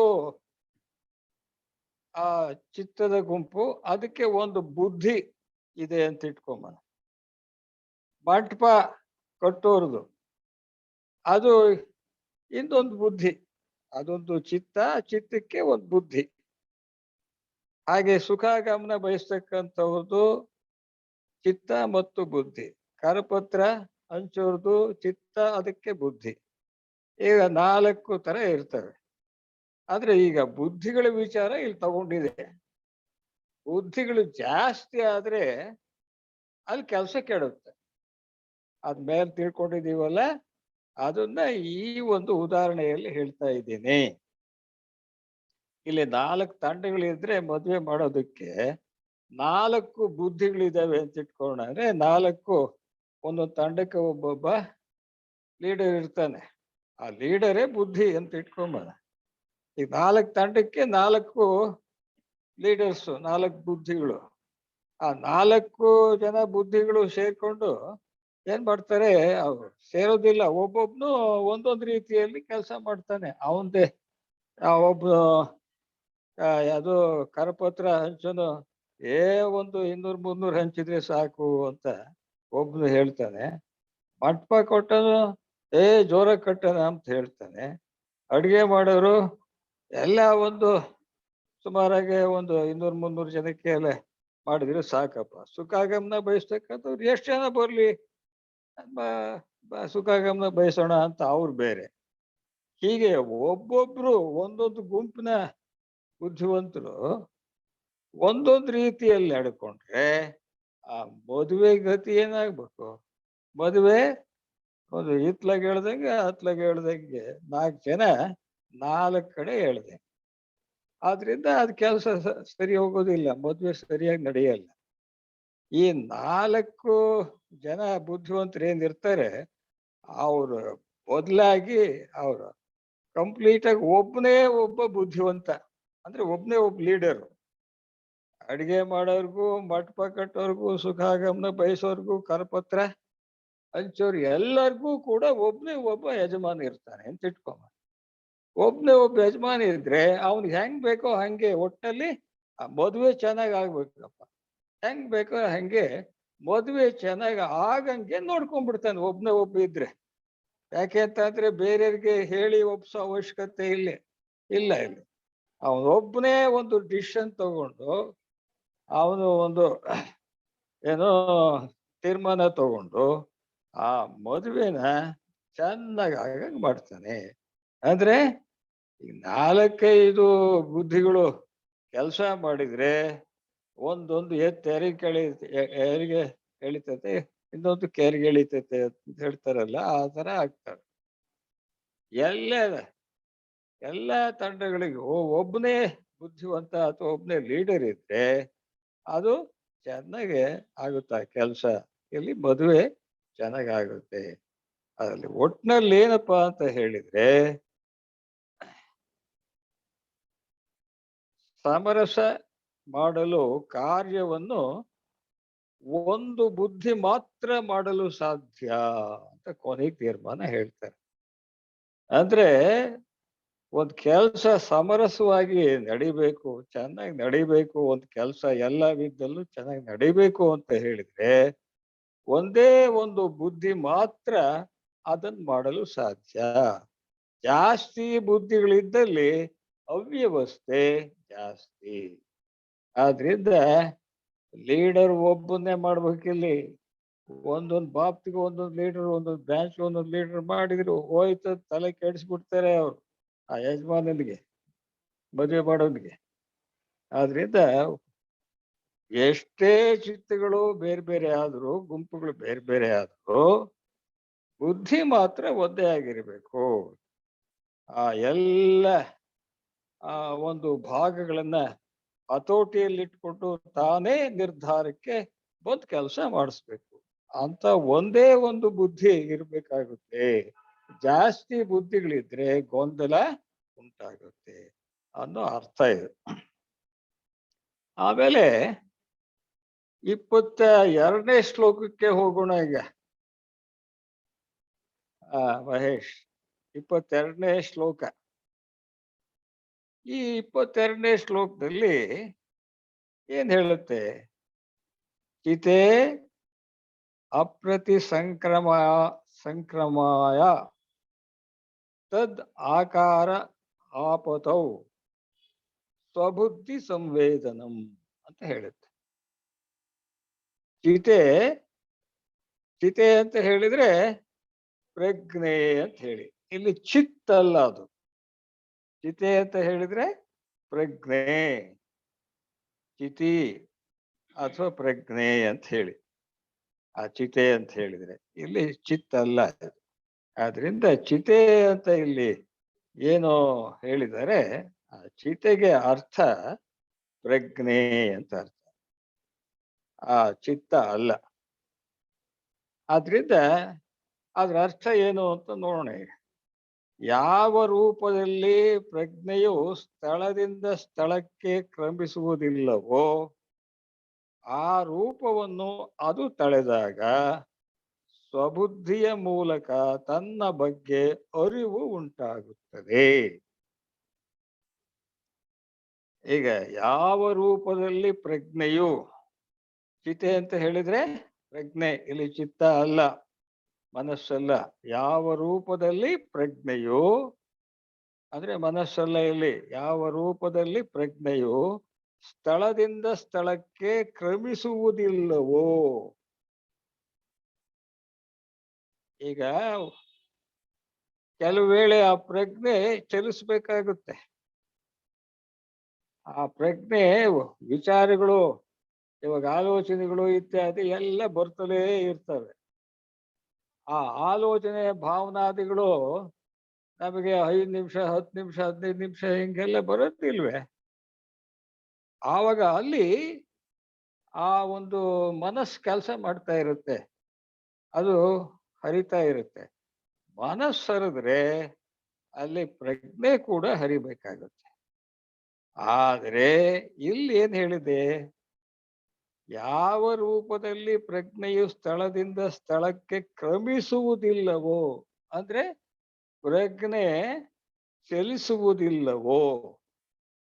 ಯಾವಾಗ ಪ್ರಜ್ಞೆ ಚಲಿಸುವುದಿಲ್ಲವೋ ಆ ರೂಪವನ್ನು ಅದು ತಳೆದಾಗ, ಪ್ರಜ್ಞೆ ತಾನು ಚಲಿಸದೇ ಇರುವ ರೂಪವನ್ನು ತಳೆದಾಗ ಸ್ವಬುದ್ಧಿಯ ಮೂಲಕ ತನ್ನ ಬಗ್ಗೆ ಅರಿವು ಉಂಟಾಗುತ್ತದೆ. ಪ್ರಜ್ಞೆ ಅಂತಕ್ಕಂಥದ್ದು ಚಲಿಸೋಂಗಿಲ್ಲ. ಇಲ್ಲಿ ಈ ಒಂದು ಶ್ಲೋಕದಲ್ಲಿ ಪ್ರಜ್ಞೆ ಚಲಿಸೋದಿಲ್ಲ ಅಂತ ಇಟ್ಕೊಂಬ. ಪ್ರಜ್ಞೆ ಚಲಿಸದೇ ಇದ್ದಾಗ ಆವಾಗ ಏನಾಗುತ್ತೆ?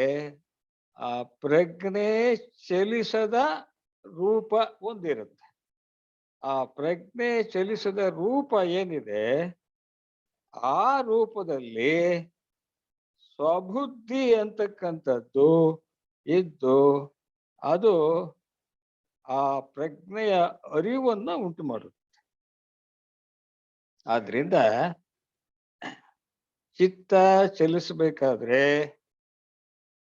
ಅಂದ್ರೆ ಮನಸ್ಸು ಚಲಿಸಬೇಕಾದ್ರೆ ಪ್ರಜ್ಞೆ ಕೂಡ ಚಲಿಸುತ್ತೆ, ಬುದ್ಧಿ ಕೂಡ ಚಲಿಸುತ್ತೆ. ಆದರೆ ಇಲ್ಲಿ ಏನು ಅಂತ ಹೇಳಿದ್ರೆ, ಆ ಪ್ರಜ್ಞೆ ಚಲಿಸದಿದ್ದಾಗ, ಪ್ರಜ್ಞೆ ಚಲಿಸದಿದ್ರೇನಾಗತ್ತೆ? ಆಗ ಒಂದು ರೂಪವನ್ನ ತಳೆಯುತ್ತೆ. ಪ್ರಜ್ಞೆ ಚಲಿಸದಿದ್ದಾಗ ಒಂದು ರೂಪವನ್ನು ತಳೆದಾಗ ಅದಕ್ಕೆ ನಾವು ಸ್ವಬುದ್ಧಿ ಅಂತ ಕರಿತೀವಿ. ಪ್ರಜ್ಞೆ ಸ್ತಬ್ಧವಾದಾಗ ಸ್ವಬುದ್ಧಿ ಉಂಟಾಗುತ್ತೆ ಅಂತ ಅರ್ಥ. ಪ್ರಜ್ಞೆ ಸ್ತಬ್ಧವಾದಾಗ ಸ್ವಬುದ್ಧಿ ಉಂಟಾಗುತ್ತದೆ. ಆಗ ಪ್ರಜ್ಞೆ ಸ್ತಬ್ಧವಾದಾಗ ಯಾವಾಗ ಪ್ರಜ್ಞೆ ಸ್ತಬ್ಧವಾಗತ್ತೆ ಅಂತ ಅಂದ್ರೆ ಸಮಾಧಿ ಸ್ಥಿತಿಯಲ್ಲಿ ಮನಸ್ಸು ಚಲಿಸದಿದ್ದಾಗ ಪ್ರಜ್ಞೆ ಸ್ತಬ್ಧವಾಗುತ್ತೆ. ಆ ಮನಸ್ಸು ಚಲಿಸ್ತಾ ಇದ್ರೆ ಪ್ರಜ್ಞೆ ಹರಿತಾ ಇರುತ್ತೆ. ಅದ್ರ ಜೊತೆಗೇನೆ ಮನಸ್ಸು ಚಲಿಸದೇ ಇದ್ದಾಗ ಪ್ರಜ್ಞೆ ಕೂಡ ಚಲಿಸೋದಿಲ್ಲ. ಪ್ರಜ್ಞೆ ಚಲಿಸದಿದ್ದಾಗ ಸ್ವಬುದ್ಧಿ ಉಂಟಾಗುತ್ತೆ. ಇನ್ನೊಬ್ರು ಹೇಳಿದ್ದು ನಾವು ಕೇಳೋದಿಲ್ಲ, ನಮ್ಮಲ್ಲೇ ಒಂದು ನಿಜವಾದ ಬುದ್ಧಿ ಹುಟ್ಟುತ್ತೆ. ಆ ಬುದ್ಧಿಯ ಬಗ್ಗೆ ನಾವು ಅರಿವನ್ನ ಹೊಂದಿರಬೇಕು. ಅಂದ್ರೆ ಏನ್ ಅರ್ಥ ಇದು ಅಂತ ಹೇಳಿದ್ರೆ, ಮನಸ್ಸು ಚಲಿಸಬೇಕಾದ್ರೆ ಅಲ್ಲಿ ಪ್ರಜ್ಞೆ ಚಲಿಸ್ತಾ ಇರುತ್ತೆ. ಮನಸ್ಸು ಚಲಿಸದೇ ಇದ್ದಾಗ ಅಂದ್ರೆ ಆಲೋಚನೆಗಳೇ ಇಲ್ಲದಿದ್ದಾಗ ಏನಾಗುತ್ತೆ? ಆಲೋಚನೆಗಳು ಇಲ್ಲದೆ ಇದ್ರೆ ಅಂದ್ರೆ ಮನಸ್ಸು ಚಲಿಸದೇ ಇದ್ರೆ ಅಲ್ಲಿ ಸಮಾಧಿ ಸ್ಥಿತಿ ಉಂಟಾಗುತ್ತೆ. ಸಮಾಧಿ ಅಂತಕ್ಕಂಥದ್ದು ಥಾಟ್ ಫ್ರೀ ಸ್ಟೇಟ್, ಆಲೋಚನಾ ರಹಿತ ಸ್ಥಿತಿ, ಮನೋರಹಿತ ಸ್ಥಿತಿ ಅದು. ಆದ್ರಿಂದ ಮನಸ್ಸಲ್ಲಿ ಕೆಲಸ ಮಾಡದೇ ಇದ್ದಾಗ ಅಲ್ಲಿ ಪ್ರಜ್ಞೆ ಅಂತಕ್ಕಂಥದ್ದು ಅದು ಕೂಡ ಸ್ತಬ್ಧವಾಗುತ್ತೆ. ಪ್ರಜ್ಞೆ ಸ್ತಬ್ಧವಾದಾಗ ಸ್ವಬುದ್ಧಿ ಉಂಟಾಗುತ್ತೆ. ಸ್ವಬುದ್ಧಿ ಅಂತ ಹೇಳಿದ್ರೆ ಆ ಸ್ವಬುದ್ಧಿ ಏನ್ ಕೆಲಸ ಮಾಡುತ್ತೆ? ಇನ್ನೊಬ್ರು ಹೇಳಿದ ವಿಚಾರವನ್ನ ತಾನು ಕೇಳಿದ್ರೆ ಅದು ಸ್ವಬುದ್ಧಿ ಅಲ್ಲ. ತನ್ನಿಂದ ತಾನೆಲ್ಲ ಆಲೋಚನೆಗಳೆಲ್ಲ ಮಾಡಿ ಎಲ್ಲ ಆದ ಮೇಲೆ ಒಂದು ನಿರ್ಧಾರಕ್ಕೆ ಬಂದ ಮೇಲೆ ಅಲ್ಲಿ ಪ್ರಜ್ಞೆ ಸ್ತಬ್ಧವಾದಾಗ, ಏನು ಮುಂದೆ ಆಲೋಚನೆಗಳೇ ಇಲ್ಲದೆ ಇದ್ದಾಗ ಪ್ರಜ್ಞೆ ಸ್ತಬ್ಧವಾದಾಗ ಸ್ವಬುದ್ಧಿ ಉಂಟಾಗುತ್ತೆ. ಅಂದ್ರೆ ತನ್ನಲ್ಲೇನೆ ಒಂದು ಜ್ಞಾನ ಉಂಟಾಗುತ್ತೆ.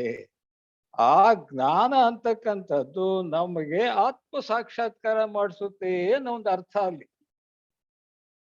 ನಾವು ಹುಚ್ಚುಚ್ಚಾಗಿ ಬರೀ ಯಾವಾಗ್ಲೂ ಆಲೋಚನೆ ಮಾಡ್ತಾ ಇರೋದು, ಆ ಆಮೇಲೆ ಅದು ಅದ್ ಸರಿ ಇದ್ ಸರಿ ಅಂತ ಹೇಳೋದು, ಇದು ತಪ್ಪು ಅದು ಸರಿ ಅಂತ ಹೇಳೋದು, ಹೀಗೆ ಅನಿಶ್ಚಿತತೆ ಇರಬಾರ್ದು. ಅನಿಶ್ಚಿತತೆ ಇರ್ದಂಗೆ ನೋಡ್ಕೋಬೇಕು ಅಂತ ಹೇಳಿದ್ರೆ ಅಲ್ಲಿ ಚಿತ್ತ, ಮನಸ್ಸು ಸ್ತಬ್ಧವಾಗಿರ್ಬೇಕು. ಮನಸ್ಸು ಸ್ತಬ್ಧವಾದಾಗ ಆ ಮನಸ್ಸಿನಲ್ಲಿ ಕೆಲಸ ಮಾಡ್ತಕ್ಕಂತಹ ಪ್ರಜ್ಞೆಯೂ ಕೂಡ ಸ್ತಬ್ಧವಾಗುತ್ತೆ. ಪ್ರಜ್ಞೆ ಸ್ತಬ್ಧವಾದಾಗ ಸ್ವಬುದ್ಧಿ ಉಂಟಾಗುತ್ತದೆ. ಆ ಸ್ವಬುದ್ಧಿಯ ಮೂಲಕ ನಮಗೆ ಅರಿವು ಉಂಟಾಗುತ್ತದೆ.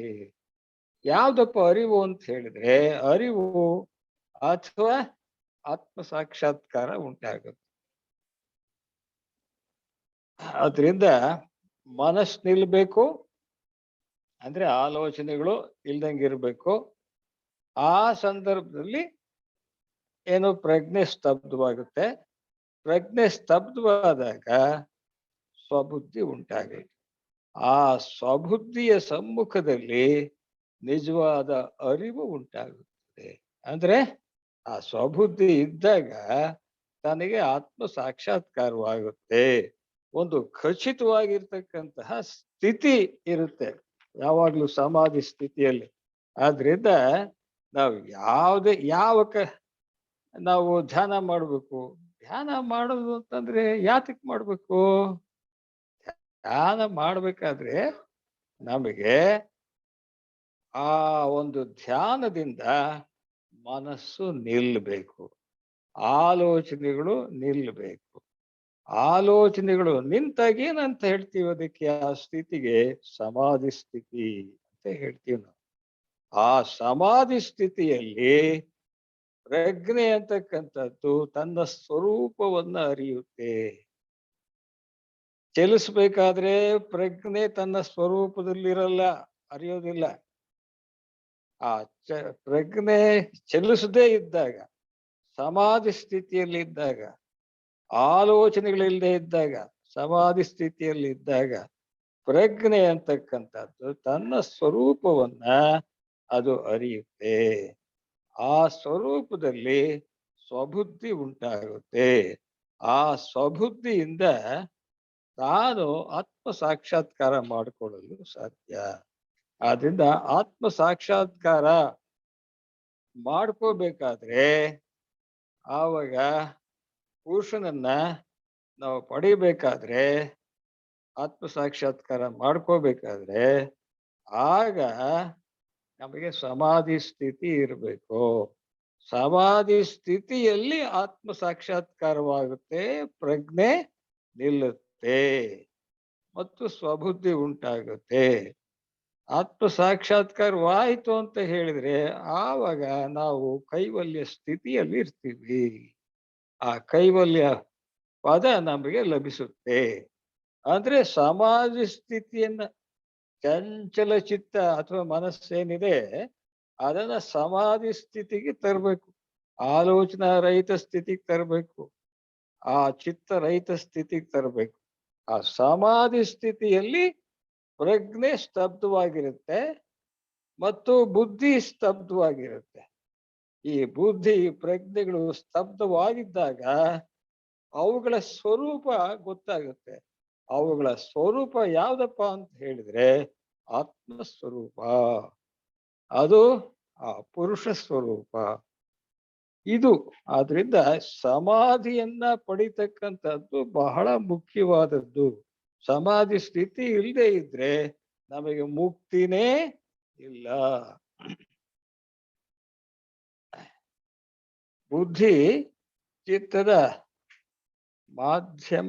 ಮಾಧ್ಯಮದ ಮೂಲಕ ಕೆಲಸ ಮಾಡದಿರುವಾಗ ಯಥಾರ್ಥ ಸ್ಥಿತಿಯಲ್ಲಿ ಅದು ಹೇಗಿರುತ್ತೋ ಅದು ಸ್ವಬುದ್ಧಿ. ಅಂದ್ರೆ ಈ ಚಿತ್ತದ ಮೂಲಕ ಅಥವಾ ಮನಸ್ಸಿನ ಮೂಲಕ ಬುದ್ಧಿ ಕೆಲಸ ಮಾಡೋಲ್ಲ, ಪ್ರಜ್ಞೆ ಕೂಡ ಕೆಲಸ ಮಾಡೋಲ್ಲ. ಮನಸ್ಸಿನ ಮೂಲಕ ಪ್ರಜ್ಞೆ ಅಥವಾ ಪ್ರಜ್ಞೆ ಅಥವಾ ಈ ಬುದ್ಧಿಗೆ ಕೆಲಸ ಮಾಡದೇ ಇದ್ದಾಗ ಯಥಾರ್ಥ ಸ್ಥಿತಿ ಉಂಟಾಗುತ್ತೆ, ಕೈವಲ್ಯ ಪದವಿ ನಮಗೆ ಸಿಕ್ಕುತ್ತೆ, ಆತ್ಮ ಸಾಕ್ಷಾತ್ಕಾರ ಉಂಟಾಗುತ್ತೆ ಅನ್ನೋ ಒಂದು ಅರ್ಥ ಇದು.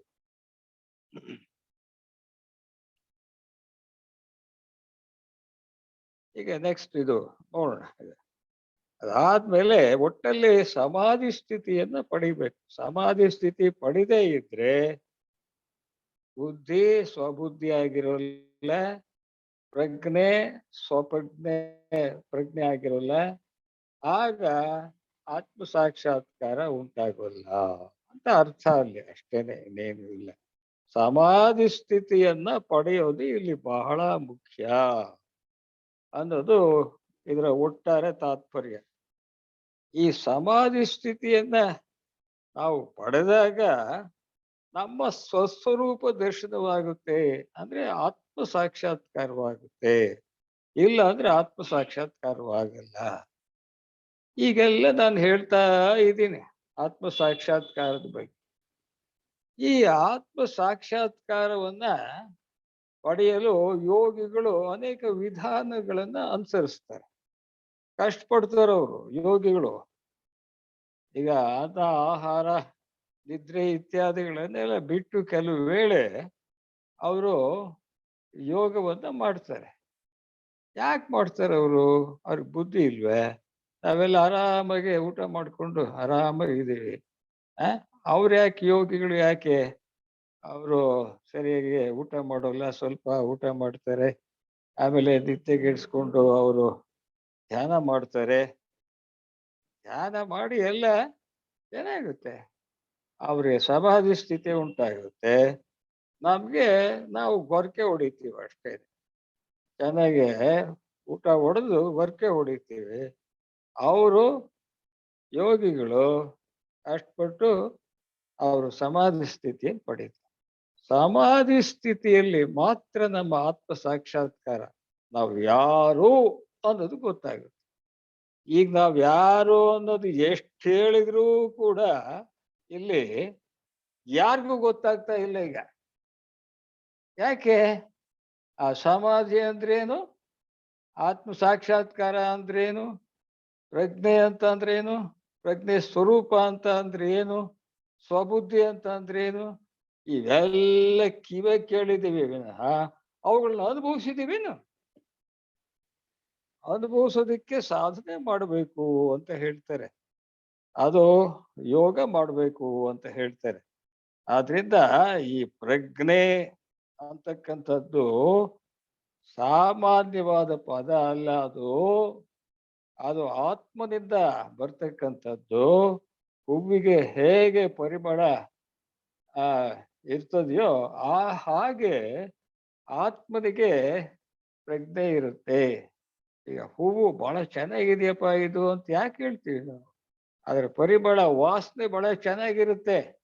ಆ ವಾಸನೆಯನ್ನ ನಮ್ಮ ಇಂದ್ರಿಯಗಳು ಕೆಲಸ ಮಾಡ್ತಾವಲ್ಲ, ಆ ಇಂದ್ರಿಯಗಳು ಆ ಸುವಾಸನೆಯನ್ನ ಗ್ರಹಿಸಿ ಆ ಇದು ಎಷ್ಟು ಚೆನ್ನಾಗಿದೆಯಪ್ಪ ಅಂತ ಹೇಳಿ ತಾನೇ ಸ್ವತಃ ಆ ಅನುಭವವನ್ನ, ಆ ಆನಂದವನ್ನ, ಆ ಸಂತೋಷವನ್ನ ಅನುಭವಿಸ್ಬೇಕು. ಅದು ಬೇಕಾಗಿದೆ ನಮಗೆ ಅಂತ ಹೇಳ್ತಾರೆ. ಇಲ್ಲಿ ಬಹಳ ಮುಖ್ಯವಾದ್ದು ಅಲ್ಲಿ ಆ ಪ್ರಜ್ಞೆ, ಅದು ಸಮಾಧಿ ಸ್ಥಿತಿಯಲ್ಲಿ ಬರೋದು ಅದೆಲ್ಲ ಸರಿ, ಆದ್ರೆ ಅದ್ರ ರುಚಿ ಹೇಗಿರುತ್ತೆ? ಅದರ ಆ ಪ್ರಜ್ಞೆಯ ರುಚಿ, ಆ ಸಮಾಧಿಯ ರುಚಿ, ಆ ಪುರುಷನ ಅಥವಾ ಆತ್ಮದ ರುಚಿಯನ್ನ ಅನುಭವಿಸ್ಬೇಕು ಅಂತ ಹೇಳಿದ್ರೆ ಸಮಾಧಿ ಸ್ಥಿತಿಯನ್ನ, ಅದರಲ್ಲೂ ನಿರ್ವಿಕಲ್ಪ ಸಮಾಧಿ ಸ್ಥಿತಿಯನ್ನ ಪಡಿಬೇಕು. ನಿರ್ವಿಕಲ್ಪ ಸಮಾಧಿ ಸ್ಥಿತಿ ಇಲ್ಲ ಅಂತ ಹೇಳಿದ್ರೆ ತಿರ್ಗಾ ಬರೀ ಸಮಾಧಿ ಸ್ಥಿತಿ, ಅದು ಸವಿಕಲ್ಪ ಸಮಾಧಿ ಆಗುತ್ತೆ. ನಿರ್ವಿಕಲ್ಪ ಸಮಾಧಿ ಹೋಗ್ತಾ ಹೋಗ್ತಾ ನಿರ್ಬೀಜ ಸಮಾಧಿಗೂ ಹೋಗ್ಬೇಕು. ಆಗ ನಮ್ಮ ನಿಜ ಸ್ವರೂಪ ಆತ್ಮ ಸಾಕ್ಷಾತ್ಕಾರ ಉಂಟಾಗುತ್ತೆ. ಅದರಿಂದ ಅಲ್ಲಿ ಪ್ರಜ್ಞೆ ಬೇರೆ, ಪ್ರಜ್ಞೆಯ ಸ್ವರೂಪ ಬೇರೆ ಅಲ್ಲ, ಆತ್ಮನ ಸ್ವರೂಪ ಬೇರೆ ಅಲ್ಲ. ಆತ್ಮ ಸ್ವರೂಪ ಅದೇನೇ ಪ್ರಜ್ಞೆಯ ಸ್ವರೂಪ, ಪ್ರಜ್ಞೆಯ ಸ್ವರೂಪವೇ ಆತ್ಮನ ಸ್ವರೂಪ. ಅದನ್ನ ಅನುಭವಿಸ್ಬೇಕು. ಅದು ಆ ಕೈವಲ್ಯ ಸ್ಥಿತಿಯಲ್ಲಿ ಅನುಭವಿಸ್ಬೇಕು. ಆದ್ರೆ ಇಲ್ಲಿ ಏನಾಗಿದೆಯಪ್ಪ ಅಂತ ಅಂದ್ರೆ ಅಲ್ಲಿ ಹೇಳ್ತಾರೆ, ಈಗ ಒಬ್ಬ ವ್ಯಕ್ತಿ ಕತ್ಲಲ್ಲಿ ವರ್ಷಗಟ್ಲೆ ಇರ್ತಾನೆ, ಒಂದು ಗವಿಯಲ್ಲಿ ಇರ್ತಾನೆ ವರ್ಷಗಟ್ಲೆ ಕತ್ಲಲ್ಲಿ. ಅವನಿಗೆ ಹೋಗಿ ಆ ಕತ್ಲೆಗೆ ನೋಡಯ್ಯ, ಬೆಳಕು, ಸೂರ್ಯನ ಬೆಳಕು ಹೆಂಗಿದೆ, ಎಷ್ಟು ಚೆನ್ನಾಗಿರ್ತದೆ, ಅದನ್ನ ನೋಡಿದ್ರೆ ಅನುಭವಿಸಿದ್ರೆ ಹಾಗೆ ಹೀಗೆ ಅಂತಂದು ನೀನು ಆ ಕತ್ಲಾಗಿರೋನ್ಗೆ ಹೇಳಿದ್ರೆ ಆ ಸೂರ್ಯನ ಬೆಳಕನ್ನ ಅವನಿಗೆ ಅರ್ಥ ಮಾಡಿಕೊಳ್ಳೋಕೆ ಸಾಧ್ಯವೇ? ಆ ಸ್ಥಿತಿಯಲ್ಲಿ ಇದೀವಿ ನಾವೀಗ. ನಾವ್ ಏನೆಲ್ಲ ಹೇಳಿದ್ರು ಕತ್ಲಾಗಿರೋರು ನಾವೀಗ. ನಾವು ಬೆಳಕನ್ನು ಪಡಿಬೇಕಾದ್ರೆ ಅದು ಯೋಗ ದೀಕ್ಷೆಯನ್ನ ಪಡಿಬೇಕು, ಯೋಗ ವಿಧಾನವನ್ನ ಅನುಸರಿಸ್ಬೇಕು, ಯೋಗವನ್ನ ಕೈಗೊಳ್ಬೇಕು, ಮಾಡಬೇಕು. ಆಗ ನಮಗೆ ಆ ಪ್ರಜ್ಞೆಯ ಸ್ವರೂಪ ಅಥವಾ ಆತ್ಮನ ಸ್ವರೂಪ ನಮಗೆ ಗೊತ್ತಾಗುತ್ತೆ ಅಂತಕ್ಕಂಥದ್ದನ್ನ ನಾವು ಇಲ್ಲಿ ತಿಳ್ಕೊಳ್ಬೇಕಾಗತ್ತೆ. ಆಯ್ತು. ಅದರ ನೆಕ್ಸ್ಟ್ ಏನಪ್ಪಾ ಅಂತ ಅಂದ್ರೆ 23ನೇ ಶ್ಲೋಕ. 23ನೇ ಶ್ಲೋಕ ಏನ್ ಹೇಳುತ್ತೆ ಅನ್ನೋದು ನೋಡೋಣ. ದ್ರಷ್ಟು ದೃಶ್ಯ ಉಪರಕ್ತಂ ಚಿತ್ತಂ ಸರ್ವಾರ್ಥಂ ಅಂತ ಹೇಳಿ. ದ್ರಷ್ಟು ದೃಶ್ಯ ಉಪರಕ್ತಂ ಚಿತ್ತಂ ಸರ್ವಾರ್ಥಂ ಅಂತ ಹೇಳಿ, ಅದು 23ನೇ ಶ್ಲೋಕ. ಏನಪ್ಪಾ ಹಂಗಂದ್ರೆ ದ್ರಷ್ಟುವಿನಿಂದ, ದ್ರಷ್ಟು ಅಂತಂದ್ರೆ ನೋಡೋನು, ಆ ನೋಡೋನಿಂದ, ಆ ನೋಡೋನು ಯಾರಪ್ಪ ಅಂತ ಹೇಳಿದ್ರೆ ಪುರುಷ ಅಂದ್ರೆ ಆತ್ಮ. ಆ ದ್ರಷ್ಟುವಿನಿಂದ ಅಂದ್ರೆ ಪುರುಷನಿಂದ ಅಥವಾ ಆತ್ಮನಿಂದ ಮತ್ತು ದೃಶ್ಯದಿಂದ, ಆತ್ಮದಿಂದ ಮತ್ತು ದೃಶ್ಯದಿಂದ ರಂಜಿತವಾದ ಚಿತ್ತವು ಸಕಲವನ್ನು ಅರ್ಥ ಮಾಡಿಕೊಳ್ಳುತ್ತದೆ ಅಂತ ಹೇಳ್ತಾರೆ. ಅಂದ್ರೆ ಏನು ಪುರುಷನಿಂದ ಮತ್ತು ದೃಶ್ಯದಿಂದ ರಂಜಿತವಾದ ಚಿತ್ತವು, ಇಲ್ಲಿ ಚಿತ್ತ ಅಂದ್ರೆ ಚಿತಿ ಅಲ್ಲ, ಚಿತ್ತ ಅಂತಂದ್ರೆ ಮನಸ್ಸು. ಈ ಮನಸ್ಸು ಸಕಲವನ್ನ ಅರ್ಥ ಮಾಡ್ಕೊಳ್ಳುತ್ತೆ. ಮನಸ್ಸು ಯಾವುದೋ ಒಂದು ವಸ್ತುವನ್ನು ನೋಡುತ್ತೆ. ಆ ವಸ್ತುವನ್ನ ನೋಡಿದ ತಕ್ಷಣವೇ ಇಡೀ ಆ ವಸ್ತುವನ್ನ ಗ್ರಹಿಸುವ ಶಕ್ತಿಯನ್ನ ಪಡೆಯುತ್ತೆ. ಆ ವಸ್ತುವನ್ನ ಗ್ರಹಿಸುವ ಶಕ್ತಿಯನ್ನ ಪಡೆದಿರುತ್ತೆ. ಅದರ ಅರ್ಥ ಅದು. ದ್ರಷ್ಟುವಿನಿಂದ ಅಂತ ಅಂದ್ರೆ ಪುರುಷನಿಂದ ಮತ್ತು ದೃಶ್ಯದಿಂದ ರಂಜಿತವಾದ ಚಿತ್ತವು. ಆ ಚಿತ್ತ ಅಥವಾ ಮನಸ್ಸು ಅನ್ನೋದು ಎರಡರಿಂದ ರಂಜಿತವಾಗ್ಬೇಕು. ಒಂದು ಪುರುಷನಿಂದ, ಒಂದು ದೃಶ್ಯದಿಂದ ರಂಜಿತವಾಗ್ಬೇಕು. ಯಾವುದು? ಆ ಮನಸ್ಸು ರಂಜಿತವಾದಾಗ ಆ ರಂಜಿತವಾಗಿರ್ತಕ್ಕಂತಹ ಚಿತ್ತ ಅಥವಾ ಮನಸ್ಸೇನಿದೆ ಅದು ಸಕಲವನ್ನು ಅರ್ಥ ಮಾಡಿಕೊಳ್ಳಬಲ್ಲದು. ಅಂದ್ರೆ ಆ ಚಿತ್ತ ಅಂತಕ್ಕಂಥದ್ದು ಆರೋಗ್ಯಕರವಾಗಿರ್ಬೇಕು. ಚಿತ್ತದ ಆರೋಗ್ಯಕ್ಕೆ ಇಲ್ಲಿ ಎರಡು ಟಾನಿಕ್ ತಗೋಬೇಕು. ಒಂದು ದ್ರಷ್ಟು, ಇನ್ನೊಂದು ದೃಶ್ಯ. ಇವೆರಡೂ ಓಕೆ ಆದ್ರೆ ಚಿತ್ತವು ಓಕೆ. ಆದ್ರೆ ಈ ಮನಸ್ಸು ಕೂಡ ಚೆನ್ನಾಗಿ ಕೆಲಸ ಮಾಡುತ್ತೆ, ಅರ್ಥ ಮಾಡ್ಕೊಳ್ಳುತ್ತೆ ಅಂತ ಅರ್ಥ ಇದೆ. ಅಂದ್ರೆ ಏನಾಯ್ತು ಇಲ್ಲಿ? ದ್ರಷ್ಟು ಅಂತಂದ್ರೆ ಪುರುಷ.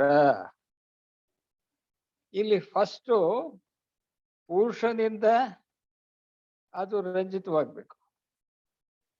ಯಾವುದು? ಮನಸ್ಸು. ಅಂದ್ರೆ ಪುರುಷನು ಆ ಮನಸ್ಸಿಗೆ ಚೈತನ್ಯ ಕೊಡಬೇಕು ಅಂತ. ಮನಸ್ಸಿಗೆ ಪುರುಷ ಚೈತನ್ಯ ಕೊಟ್ಟಾಗ ಆ ಮನಸ್ಸು ಚೈತನ್ಯಯುಕ್ತವಾಗುತ್ತೆ, ಶಕ್ತಿಯುತವಾಗುತ್ತೆ. ಆ ಶಕ್ತಿಯುತವಾದಾಗ ಅಲ್ಲಿ ಆ ಮನಸ್ಸು ಏನೋ ಒಂದು ವಸ್ತುವನ್ನ ನೋಡುತ್ತೆ. ಆ ವಸ್ತುವನ್ನ ನೋಡಿದಾಗ ಆ ವಸ್ತು ಬಹಳ ಸುಂದರವಾಗಿರುತ್ತೆ ಅಂತ ಇಟ್ಕೊಂಬನ. ಒಂದು ಹೂವು ಅಥವಾ ಒಂದು ವಜ್ರ ಅಥವಾ ಯಾವುದೋ ಒಂದು ವಸ್ತು ಚೆನ್ನಾಗಿ ಕಾಣ್ತಕ್ಕಂಥ ಒಂದು ವಸ್ತು. ಅದು ಕಸ ಅಲ್ಲ, ಅದು ಆ ವಸ್ತು ಕೂಡ ರಂಜಿಸ್ಬೇಕು ಆ ಚಿತ್ತಕ್ಕೆ, ಮನಸ್ಸಿಗೆ. ಅಂದ್ರೆ ಅಲ್ಲಿ ಸಂತೋಷ ಉಂಟು ಮಾಡಬೇಕು. ಆದ್ರಿಂದ ಚಿತ್ತಕ್ಕೆ ಎರಡು ಅಂಶಗಳು ಅವು ಕೆಲಸ ಮಾಡಿದ್ರೆ ಆ ಚಿತ್ತ ಎಲ್ಲವನ್ನು ಅರ್ಥ ಮಾಡಿಕೊಳ್ಳೋ ಶಕ್ತಿಯನ್ನ ಹೊಂದಿರುತ್ತೆ.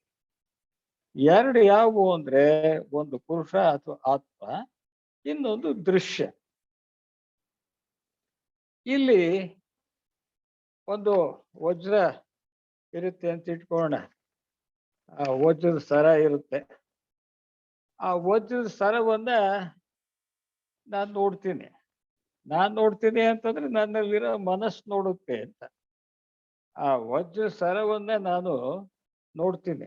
ಅದು ಮೊದಲೇ ಐಟಮ್. ಅದು ಆ ವಜ್ರ ಸರವನ್ನ ನೋಡಿದಾಗ ಆಗ ಅದು ನನ್ನ ಮನಸ್ಸಿಗೆ ರಂಜಿಸುತ್ತೆ. ಅಂದ್ರೆ ಸಂತೋಷ, ಆನಂದವನ್ನು ಕೊಡುತ್ತೆ. ಆ ವಜ್ರ ಸರ ನಾನು ನೋಡಿದಾಗ ನನಗೆ ಆನಂದವನ್ನ ಕೊಡುತ್ತೆ. ನನಗೆ ಅಂತಂದ್ರೆ ನನ್ನ ಮನಸ್ಸಿಗೆ ಆನಂದವನ್ನು ಕೊಡುತ್ತೆ. ಅದು ಒಂದನೇದು. ಎರಡನೇದು ಏನಪ್ಪಾ ಅಂತ ಹೇಳಿದ್ರೆ, ಆ ವಜ್ರ ಸರ ಮನಸ್ಸಿಗೆ ಆನಂದವನ್ನ ಕೊಡುವ ಸಂದರ್ಭದಲ್ಲೇ ಅದೇ ಟೈಮ್ನಲ್ಲಿ ಆ ಪುರುಷನಿಂದ, ಆತ್ಮನಿಂದ ಒಂದು ಚೈತನ್ಯ ಶಕ್ತಿ ಆ ಮನಸ್ಸಿಗೆ ಹರಿಯುತ್ತೆ. ಎರಡನೇದು ಇದು. ಆ ಪುರುಷನಿಂದ, ಆ ಪುರುಷನ ಪ್ರಜ್ಞೆಯಿಂದ ಅಲ್ಲಿ ಆ ಮನಸ್ಸಿಗೆ ಒಂದು ಚೈತನ್ಯ ಶಕ್ತಿ ಹರಿಯುತ್ತೆ. ಮನಸ್ಸಿನಿಂದ ಇದು ಮನಸ್ಸಿಗೆ, ಇಲ್ಲಿ ಮನಸ್ಸೇ ಹೀರೋ ಇಲ್ಲಿ. ಆ ಮನಸ್ಸು ಏನಿದೆ, ಮೊದಲನೇದಾಗಿ ಮನಸ್ಸು ಅಂತಕ್ಕಂಥದ್ದು ವಜ್ರದ ಹಾರವನ್ನ ನೋಡುತ್ತೆ. ನೋಡಿದ ತಕ್ಷಣ ಅದಕ್ಕೆ ಸಂತೋಷವಾಗುತ್ತೆ. ಆ ಸಂತೋಷ ಹ್ಯಾಗ್ ಬರುತ್ತಪ್ಪ ಅಂತ ಹೇಳಿದ್ರೆ, ಆ ಮನಸ್ಸು ಯಾವ ಒಂದು ಆತ್ಮಕ್ಕೆ ಸೇರಿದೆಯೋ ಆ ಆತ್ಮನಿಂದ ಆ ಮನಸ್ಸಿಗೆ ಚೈತನ್ಯ ಶಕ್ತಿ ಅಷ್ಟೊಳಗ ಹರಿದಿರುತ್ತೆ. ಅಂದ್ರೆ ಏಕಕಾಲದಲ್ಲಿ ಆ ಮನಸ್ಸು ವಜ್ರವನ್ನು ನೋಡುತ್ತೆ, ಅದೇ ಕಾಲದಲ್ಲಿ ಆತ್ಮನಿಂದ ಚೈತನ್ಯವನ್ನು ಕೂಡ ಪಡೆದಿರುತ್ತೆ ಅಂತ ಅರ್ಥ. ಇದರಲ್ಲಿ ಬರೇ ವಜ್ರ ಕಣ್ಣಿಂದ ನೋಡುತ್ತದು, ನೋಡಿದ ತಕ್ಷಣವೇ ಅದಕ್ಕೆ ಸಂತೋಷ ಆಗೋದಿಲ್ಲ. ಅದಕ್ಕೆ ಸಂತೋಷ ಆಗೋದಿಕ್ಕೆ ಅಲ್ಲಿ ಅದಕ್ಕೆ ಚೈತನ್ಯ ಒದಗಬೇಕು. ಆ ಚೈತನ್ಯ ಅದೇ ಸಮಯದಲ್ಲಿ ಎಲ್ಲಿಂದ ಬರುತ್ತಪ್ಪ ಅಂತಂದ್ರೆ, ಆ ಮನಸ್ಸು ಯಾವ ಆತ್ಮನಿಗೆ ಸೇರಿದೆಯೋ ಆ ಆತ್ಮನಿಂದ ಆ ಮನಸ್ಸಿಗೆ ಚೈತನ್ಯ ಬರುತ್ತೆ. ಆದ್ರಿಂದ ಮನಸ್ಸು ಒಂದು ಏನೋ ಸಂತೋಷ ಕೊಡ್ತಕ್ಕಂತಹ ವಸ್ತುವನ್ನ ನೋಡೋದು ಮುಖ್ಯ, ಅದೊಂದು ಪಾಯಿಂಟು. ಆ ಒಂದು ವಸ್ತು ಸಂತೋಷ ಕೊಡ್ತಕ್ಕಂಥ ವಸ್ತುವನ್ನ ನೋಡುವ ಸಂದರ್ಭದಲ್ಲೇನೆ ಆತ್ಮನಿಂದ ಆ ಚೈತನ್ಯ ಅದೇ ಮನಸ್ಸಿಗೆ ಒದಗ. ಏಕಕಾಲದಲ್ಲಿ ಮನಸ್ಸಿಗೆ ಎರಡು ಘಟನೆಗಳಾಗ್ತವೆ. ಒಂದು, ಮನಸ್ಸು ರಂಜಿಸ್ತಕ್ಕಂಥ ವಸ್ತುವನ್ನು ನೋಡುತ್ತೆ. ಆ ರಂಜನೆಯನ್ನ ಪಡಿಬೇಕಾದ್ರೆ ಅದಕ್ಕೆ ಶಕ್ತಿ ಬೇಕಲ್ಲ, ಆ ಶಕ್ತಿ ಆ ಮನಸ್ಸು ಯಾವ ಆತ್ಮನಿಗೆ ಸೇರಿದೆಯೋ ಆ ಆತ್ಮದಿಂದ ಬರುತ್ತೆ. ಇದನ್ನ ನೆಕ್ಸ್ಟ್ ಒಂದು ಇದಿದೆ, ಯಾವುದೋ 24ನೇ ಶ್ಲೋಕ ಇದೆ. ಆ 24ನೇ ಶ್ಲೋಕದಲ್ಲಿ ಇದರ ಅರ್ಥವನ್ನ ಇನ್ನೂ ಸ್ಪಷ್ಟವಾಗಿ ನಾವು ತಿಳ್ಕೊಳ್ಳೋಣ. ಅದಕ್ಕೆ ಒಂದು ಚಿತ್ರ ಹಾಕಿದ್ದೀನಿ. ಆ ಚಿತ್ರದ ಮುಖಾಂತರ ನಿಮಗೆ ಈ ಒಂದು ವಿಚಾರ ಏನಿದೆ ಆ ವಿಚಾರ ಇನ್ನೂ ಸ್ಪಷ್ಟವಾಗುತ್ತೆ. 24ನೇ ಶ್ಲೋಕ ಈಗ 24ನೇ ಶ್ಲೋಕವನ್ನ ಈಗ ನಾವು ತಿಳ್ಕೊಳ್ಳೋಣ. ಆ 24ನೇ ಶ್ಲೋಕದಲ್ಲಿ ಏನ್ ಹೇಳುತ್ತೆ? ತದ್ ಅಸಂಖ್ಯೇಯ ವಾಸನಾಭಿಃ ಚಿತ್ರಂ ಅಪಿ ಪರಾರ್ಥಂ ಸಂಹತ್ಯ ಕಾರಿತ್ವಾತ್ ಅಂತ ಹೇಳಿ. ತದ್ ಅಸಂಖ್ಯೇಯ ವಾಸನಾಭಿ ಚಿತ್ರಂ ಅಪಿ ಪರಾರ್ಥಂ ಸಂಹತ್ಯ ಕಾರಿತ್ವಾತ್ ಅಂತ ಹೇಳಿ. ಏನಪ್ಪಾ ಹಿಂಗ ಅಂತ ಅಂದ್ರೆ, ಚಿತ್ತವು ಅಂದ್ರೆ ಮನಸ್ಸು, ಚಿತ್ತವು ಅಸಂಖ್ಯಾತ ವಾಸನೆಗಳಿಂದ, ಅನೇಕ ರೀತಿಯ ವಾಸನೆಗಳು ಅಂತ ಹೇಳಿದ್ರೆ ಅವು ಹಿಂದೆ ನಾವೇನ್ ಮಾಡಿರ್ತೀವಿ ಆ ಸಂಸ್ಕಾರಗಳು ಕೂಡಿಟ್ಕೊಂಡಿರ್ತೀವಲ್ಲ, ಆ ಸಂಸ್ಕಾರಗಳಿಗೆ ವಾಸನೆಗಳು ಅಂತ ಕರಿತೀವಿ. ಅವು ಅಸಂಖ್ಯಾತವಾದ ವಾಸನೆಗಳನ್ನ, ಸಂಸ್ಕಾರಗಳನ್ನ ಪ್ರತಿಯೊಬ್ಬರ ಚಿತ್ತ ಹೊಂದಿರುತ್ತೆ. ಪ್ರತಿಯೊಬ್ಬರ ಮನಸ್ಸಿನಲ್ಲೂ ಕೂಡ ಅದಿರುತ್ತೆ. ನಾನು ಹೋದ ಸತಿ ಆ ಮನಸ್ಸಿನಲ್ಲಿ ನೂರಾರು ಜನ್ಮಗಳಾಗೋಗ್ಬಿಟ್ಟಿದ್ದಾವೆ ಇಷ್ಟೊತ್ತಿಗೆ. ನಾವು ಮನುಷ್ಯರಾಗಿ ಒಂದೊಂದು ಜನ್ಮದಲ್ಲಿ ಒಂದೊಂದು ಪಾಪ ಮಾಡಿರ್ತೀವಿ.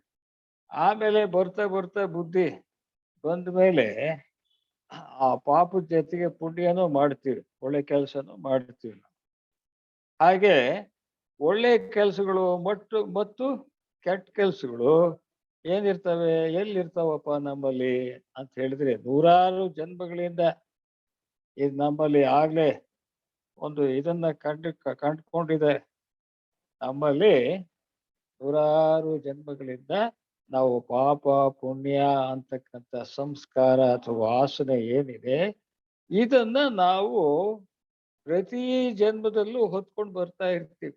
ಒಂದು ಮೂಟೆ ಇದೆ, ಅದು ಒಳಗಡೆ ಸೂಕ್ಷ್ಮವಾಗಿರ್ತಕ್ಕಂಥದ್ದು ಯಾವ್ದಪ್ಪ ಅಂತ ಹೇಳಿದ್ರೆ ಕಾರಣ ಶರೀರ ಅಂತ ಹೇಳಿ. ಆ ಕಾರಣ ಶರೀರದಲ್ಲಿ ನಾವು ಹಿಂದಿನ ಜನ್ಮಗಳ ಪಾಪ ಪುಣ್ಯಗಳನ್ನ ಎಲ್ಲ ಹೊತ್ಕೊಂಡಿರ್ತೀವಿ ನಾವು. ಅಲ್ಲಿ ಆ ಇಲ್ಲಿ ಈಗ ಇಷ್ಟನ್ನೇ ಹೇಳ್ತಾರೆ. ಇತ್ತೀಚೆಗೆ ಅದೇ ಬೇಸೆಂಟ್ ಅವರು ನಮಗೆ ಈ ಪಾಪ ಪುಣ್ಯಗಳನ್ನ ಹೊತ್ಕೊಂಡಿರ್ತಕ್ಕಂತಹ ಒಂದು ಈ ಪರಮಾಣುಗಳು, ಯಾವುದು ಆಟಮ್ಸ್ ಅಂತ ಹೇಳ್ತೀವಲ್ಲ, ಅವು ಆ ಆಟಮ್ಸ್, ಆ ಪರಮಾಣುಗಳಲ್ಲಿ ನಮ್ಮ ಆ ಹಿಂದಿನ ಜನ್ಮಗಳ ಆ ಪರ್ಮನೆಂಟ್ ಆಟಮ್ಸ್ ಅಂತ ಹೇಳ್ತೀವಿ, ಶಾಶ್ವತ ಪರಮಾಣುಗಳು. ಆ ಒಂದು 6 ಇದಾವೆ ನಮ್ಮಲ್ಲಿ, ಪ್ರತಿಯೊಬ್ಬರಲ್ಲಿ. ಒಂದೊಂದು ದೇಹದಲ್ಲಿ ಒಂದೊಂದು ಶಾಶ್ವತ ಪರಮಾಣು ಇರುತ್ತದೆ. ಈಗ ಉದಾಹರಣೆಗೆ ನಾವು ಇದರಲ್ಲಿ ಯಾವುದು ಸ್ಥೂಲ ಶರೀರದಲ್ಲಿ ಅದರಲ್ಲೂ ಸೂಕ್ಷ್ಮ ಭಾಗ ಏನಿದೆ ಅದರಲ್ಲಿ ಒಂದು ಪರಮಾಣು, ಅದ್ರ ಮೇಲೆ ಕಾಮ ಶರೀರದಲ್ಲಿ ಒಂದು ಪರಮಾಣು, ಅದ್ರ ಮೇಲೆ ಕೆಳ ಮನಸ್ಸು, ನೆಕ್ಸ್ಟ್ ಉನ್ನತ ಮನಸ್ಸು ಅಥವಾ ಕಾರಣ ಶರೀರ, ನಂತರ ಬುದ್ಧಿ, ನಂತರ ಆತ್ಮ ಶರೀರ. ಹೀಗೆ ಇವೆಲ್ಲವುಗಳಲ್ಲೂ ಕೂಡ ಅನೇಕ ಜನ್ಮಗಳ ವಾಸನೆಗಳೆಲ್ಲವೂ ಕೂಡ ಆ ಒಂದು ಪರ್ಮನೆಂಟ್ ಐಟಮ್ಸ್, ಶಾಶ್ವತ ಪರಮಾಣುವಿನಲ್ಲಿ ಆ ವೈಬ್ರೇಷನ್ಸ್ ಅಥವಾ ಕಂಪನಗಳಾಗಿ ಸ್ಪಂದನಗಳಾಗಿ ಇರ್ತವೆ ಅಂತ ಇತ್ತೀಚೆಗೆ ನಮ್ಮ ಅನಿ ಬೆಸೆಂಟ್ ಅವರಿಂದ ನಾವು ತಿಳ್ಕೊಂಡಿದ್ವಿ. ಆದ್ರೆ ಅದಕ್ಕಿಂತ ಮುಂಚೆ ಪತಂಜಲಿ ಕಾಲದಲ್ಲಿ ಈ ಪರ್ಮನೆಂಟ್ ಐಟಮ್ಸ್ ಇರ್ಲಿಲ್ಲ. ಏನಂತ ಇದೆಯಪ್ಪ ಅಂತ ಹೇಳಿದ್ರೆ, ನಮ್ಮಲ್ಲಿ ಮನಸ್ಸಿದೆ, ಮನಸ್ಸಿನಲ್ಲಿ ಅಲ್ಲಿ ಸುಪ್ತ ಮನಸ್ಸಿದೆ, ವ್ಯಕ್ತ ಮನಸ್ಸಿದೆ. ಆ ಸುಪ್ತ ಮನಸ್ಸಿನಲ್ಲಿ ಏನು ಅಂತ ಹೇಳಿದ್ರೆ ಈ ಸಬ್ ಕಾನ್ಶಿಯಸ್ ಮೈಂಡ್ ಅಂತ ಏನ್ ಹೇಳ್ತೀವಿ, ಆ ಸುಪ್ತ ಮನಸ್ಸಿನಲ್ಲಿ ನಾವು ನೂರಾರು ಜನ್ಮಗಳನ್ನ ಎತ್ತಿ ಪ್ರತಿ ಜನ್ಮದಲ್ಲಿ ಪಾಪ ಪುಣ್ಯ ಇತ್ಯಾದಿಗಳನ್ನ ಮಾಡ್ಕೊಂಡು ಬಂದಿವಿ. ಅವುಗಳ ಪಾಪ ಪುಣ್ಯಗಳ ಶೇಷಗಳೆಲ್ಲವೂ ಕೂಡ ಈ ಆಲೋಚನೆಗಳ ರೂಪದಲ್ಲಿ ಅವು ಈ ನಮ್ಮ ಸಬ್ ಕಾನ್ಶಿಯಸ್ ಅರೆ ಸುಪ್ತ ಮನಸ್ಸಿನಲ್ಲಿ ಸೇರ್ಕೊಂಡ್ಬಿಟ್ಟಿರ್ತವೆ. ಅವೆಲ್ಲ ಅದು ಕಾರಣ ಶರೀರಕ್ಕೆ ಅಟ್ಯಾಚ್ ಆಗಿರುತ್ತೆ. ಅದು ಒಟ್ಟಿನಲ್ಲಿ ಕಾರಣ ಶರೀರದಲ್ಲಿ ಈ ಎಲ್ಲ ಜನ್ಮಗಳ ಆ ಪಾಪ ಪುಣ್ಯ ಶೇಷಗಳು ಇರ್ತವೆ. ಅಂದ್ರೆ ಸಂಸ್ಕಾರ ಅಥವಾ ವಾಸನೆ ಈ ಒಂದು ಕಾಸಲ್ ಬಾಡಿ ಕಾರಣ ಶರೀರದಲ್ಲಿ ಇರ್ತವೆ ಅಂತಕ್ಕಂಥದ್ದು. ಅದು ಅದು ಅಸಂಖ್ಯಾತ ವಾಸನೆಗಳು. ಚಿತ್ತವು ಅಸಂಖ್ಯಾತ ವಾಸನೆಗಳಿಂದ ಚಿತ್ರಿಸಲ್ಪಟ್ಟಿದ್ದರೂ ಅದು ಮತ್ತೊಬ್ಬರಿಗಾಗಿ ಅಂದ್ರೆ ಪುರುಷನಿಗಾಗಿ ಕೆಲಸ ಮಾಡುತ್ತದೆ. ಏಕೆಂದರೆ ಅದು ಜತೆಗೂಡಿ ಕೆಲಸ ಮಾಡುತ್ತದೆ ಅಂತಕ್ಕಂಥದ್ದು ಹೇಳುತ್ತೇವೆ. ಅಂದ್ರೆ ಈ ಒಂದು ಚಿತ್ತದಲ್ಲಿರ್ತಕ್ಕಂತಹ ಪಾಪ ಪುಣ್ಯ ವಾಸನೆ ಇದೆಲ್ಲ ಇರುತ್ತೆ. ಪಾಪ ಪುಣ್ಯದ ವಾಸನೆ ಬಂದ ತಕ್ಷಣ ನಾವು ಅಲ್ಲಿ ಚಿತ್ತ ಇದೆ ಅಂದ್ರೆ ಮನಸ್ಸಿದೆ, ಕಾರಣ ಶರೀರ ಇದೆ ಅಂತಕ್ಕಂಥದ್ದು ನಾವು ತಿಳ್ಕೊಡ್ಬೇಕು. ಆ ಕಾರಣ ಶರೀರ ಅಥವಾ ಮನಸ್ಸೇನಿದೆ, ಮನಸ್ಸು ಅಂತಕ್ಕಂಥದ್ದು ನಮ್ಮಲ್ಲಿ ಇನ್ನೊಂದು ಶಕ್ತಿ ಇದೆ, ಯಾವುದು ಆತ್ಮಶಕ್ತಿ ಇದೆ. ಆ ಆತ್ಮಶಕ್ತಿಯ ಜೊತೆಗೆ ಕೆಲಸ ಮಾಡುತ್ತೆ. ಆತ್ಮಶಕ್ತಿನೇ ಇಲ್ಲದೆ ಇದ್ರೆ ಮನಸ್ಸು ಕೆಲಸ ಮಾಡ್ತಾ ಇರ್ಲಿಲ್ಲ. ಆ ಆತ್ಮಶಕ್ತಿ ಅನ್ನೋದು ಚೈತನ್ಯ ವಸ್ತು. ಅದು ಆ ಚೈತನ್ಯ ವಸ್ತು ಈ ಒಂದು ಚಿತ್ತಕ್ಕೆ ಅಂದ್ರೆ ಮನಸ್ಸಿಗೆ ಶಕ್ತಿಯನ್ನ ಕೊಡುತ್ತೆ, ಚೈತನ್ಯವನ್ನ ಕೊಡುತ್ತೆ. ಆದ್ರಿಂದ ಮನಸ್ಸು ಯಾವುದರಿಂದ ಶಕ್ತಿಯನ್ನು ಪಡೆಯುತ್ತೋ, ಯಾವುದರಿಂದ ಶಕ್ತಿಯನ್ನು ಪಡೆಯುತ್ತೆ? ಪುರುಷನಿಂದ ಅಥವಾ ಆತ್ಮನಿಂದ ಶಕ್ತಿಯನ್ನು ಪಡೆಯುತ್ತೆ. ಆ ಮನಸ್ಸು ಆತ್ಮನಿಂದ ಶಕ್ತಿಯನ್ನ ಪಡೆದು ಆವಾಗ ಕೆಲಸ ಮಾಡುತ್ತೆ. ಆತ್ಮನಿಂದ ಶಕ್ತಿ ಪಡೆದೇ ಹೋದ್ರೆ ಮನಸ್ಸು ಕೆಲಸ ಮಾಡಲ್ಲ. ಆದ್ರಿಂದ ಮನಸ್ಸು ಕೆಲಸ ಮಾಡುತ್ತೆ ಅಂತ ಹೇಳಿದ್ರೆ ಅದು ಜೀವಂತವಾಗಿರುತ್ತೆ. ಮನಸ್ಸು ಜೀವಂತವಾಗಿರಲು ಆ ಆತ್ಮ ಬೇಕೇ ಬೇಕು. ಆದ್ರಿಂದ ಆತ್ಮನನ್ನ ಆ ಮನಸ್ಸು ಬಿಟ್ಟಿರಲು ಸಾಧ್ಯವಿಲ್ಲ. ಅದಕ್ಕೋಸ್ಕರವಾಗಿ ಆ ಪುರುಷನ ಜೊತೆಗೆ ಆತ್ಮನ ಜೊತೆಗೆ ಚಿತ್ತ ಅಥವಾ ಮನಸ್ಸು ಯಾವಾಗ್ಲೂ ಜೊತೆಗೂಡಿ ಕೆಲಸ ಮಾಡುತ್ತದೆ. ಯಾವುದರಿಂದ ಲಾಭ ಪಡೀತೋ, ಚೈತನ್ಯ ಪಡೀತೋ ಮನಸ್ಸು, ಅದ್ರ ಜೊತೆ ಕೆಲಸ ಮಾಡುತ್ತೆ. ಯಾವ್ದ್ರಿಂದ ಪಡೆಯುತ್ತೆ? ಆತ್ಮನಿಂದ ಪಡೆಯುತ್ತೆ. ಆದ್ರಿಂದ ಆತ್ಮನನ್ನ ಬಿಟ್ಟು ಚಿತ್ತ ಕೆಲಸ ಮಾಡೋದಕ್ಕೆ ಸಾಧ್ಯವಿಲ್ಲ. ಆ ಚಿತ್ತಕ್ಕೆ ಚೈತನ್ಯವನ್ನು ಕೊಡ್ತಕ್ಕಂಥದ್ದು ಆತ್ಮ. ಆದ್ರಿಂದ ಚಿತ್ತ ಮತ್ತು ಆತ್ಮ ಅಂದ್ರೆ ಚಿತ್ತ ಅಂದ್ರೆ ಮನಸ್ಸು ಮತ್ತು ಆತ್ಮ ಯಾವಾಗ್ಲೂ ಜೊತೆಯಲ್ಲಿ ಕೆಲಸ ಮಾಡ್ತವೆ ಅನ್ನೋ ಒಂದು ಅರ್ಥ ಕೊಡುತ್ತೆ. ಈಗ ನೋಡೋಣ, ಅದು ಒಂದು ಆ ಚಿತ್ರದ ಮುಖಾಂತರ ನಿಮಗೆ ವಿಚಾರ ತಿಳಿಸಿದ್ರೆ ಇನ್ನು ಸ್ಪಷ್ಟವಾಗಬಹುದು. ಆ ಚಿತ್ರ ಹಾಕಿ.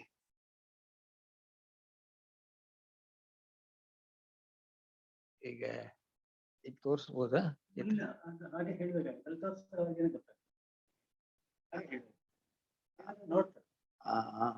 ಇದೇ ಬೇಕಿಲ್ಲ.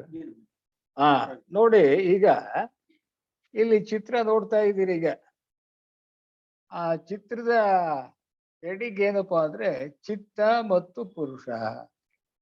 ಚಿತ್ತ ಅಂದ್ರೆ ಮನಸ್ಸು, ಪುರುಷ ಅಂದ್ರೆ ಆತ್ಮ. ನಮ್ಮಲ್ಲಿ ಮನಸ್ಸು ಇದೆ, ಆತ್ಮನೂ ಇದೆ. ಈ ಚಿತ್ತ ಕೆಲಸ ಮಾಡ್ಬೇಕಾದ್ರೆ ಈ ಒಂದು ಆತ್ಮ ಬೇಕೇ ಬೇಕು, ಪುರುಷ ಬೇಕೇ ಬೇಕು. ಚಿತ್ತ ಮತ್ತು ಪುರುಷ ಇವೆರಡೂ ಜೊತೆ ಕೆಲಸ ಮಾಡ್ತವೆ ಅಂತಕ್ಕಂಥದ್ದು 24ನೇ ಸೂತ್ರ ಹೇಳುತ್ತೆ. ಯಾವ ರೀತಿ ಜೊತೆ ಕೆಲಸ ಮಾಡ್ತವೆ ಇವು ಅನ್ನೋದಕ್ಕೆ ಈ ಚಿತ್ರ ಇದೆ. ಈ ಚಿತ್ರವನ್ನು ನೋಡಿ. ಚಿತ್ರದಲ್ಲಿ ಇಲ್ಲಿ ಈ ಒಂದು ಕಣ್ಣಿದೆ, ಇಂದ್ರಿಯ ಇದೆ. ಈ ಕಣ್ಣಿಂದ ನಾವು ಒಂದು ಹೂವು ನಮ್ಮ ಕಣ್ಣಿಗೆ ಬೀಳುತ್ತೆ. ಒಂದು ಹೂವು ಇದೆ, ಆ ಕೆಂಪಿಗೆ ಹೂವು ಇದೆ ನೋಡಿ. ಒಂದು ವಸ್ತು, ಆ ವಸ್ತು ಯಾವ್ದಪ್ಪ ಅಂದ್ರೆ ಇಲ್ಲಿ ಹೂವು. ಅದು ಚೆನ್ನಾಗಿ ಕಾಣಿಸ್ತಕ್ಕಂಥದ್ದು ಅಥವಾ ರಂಜಿಸ್ತಕ್ಕಂತಹ ಒಂದು ವಸ್ತುವನ್ನ ಇಲ್ಲಿ ನಾವು ತಗೊಂಡಿದ್ದೀವಿ.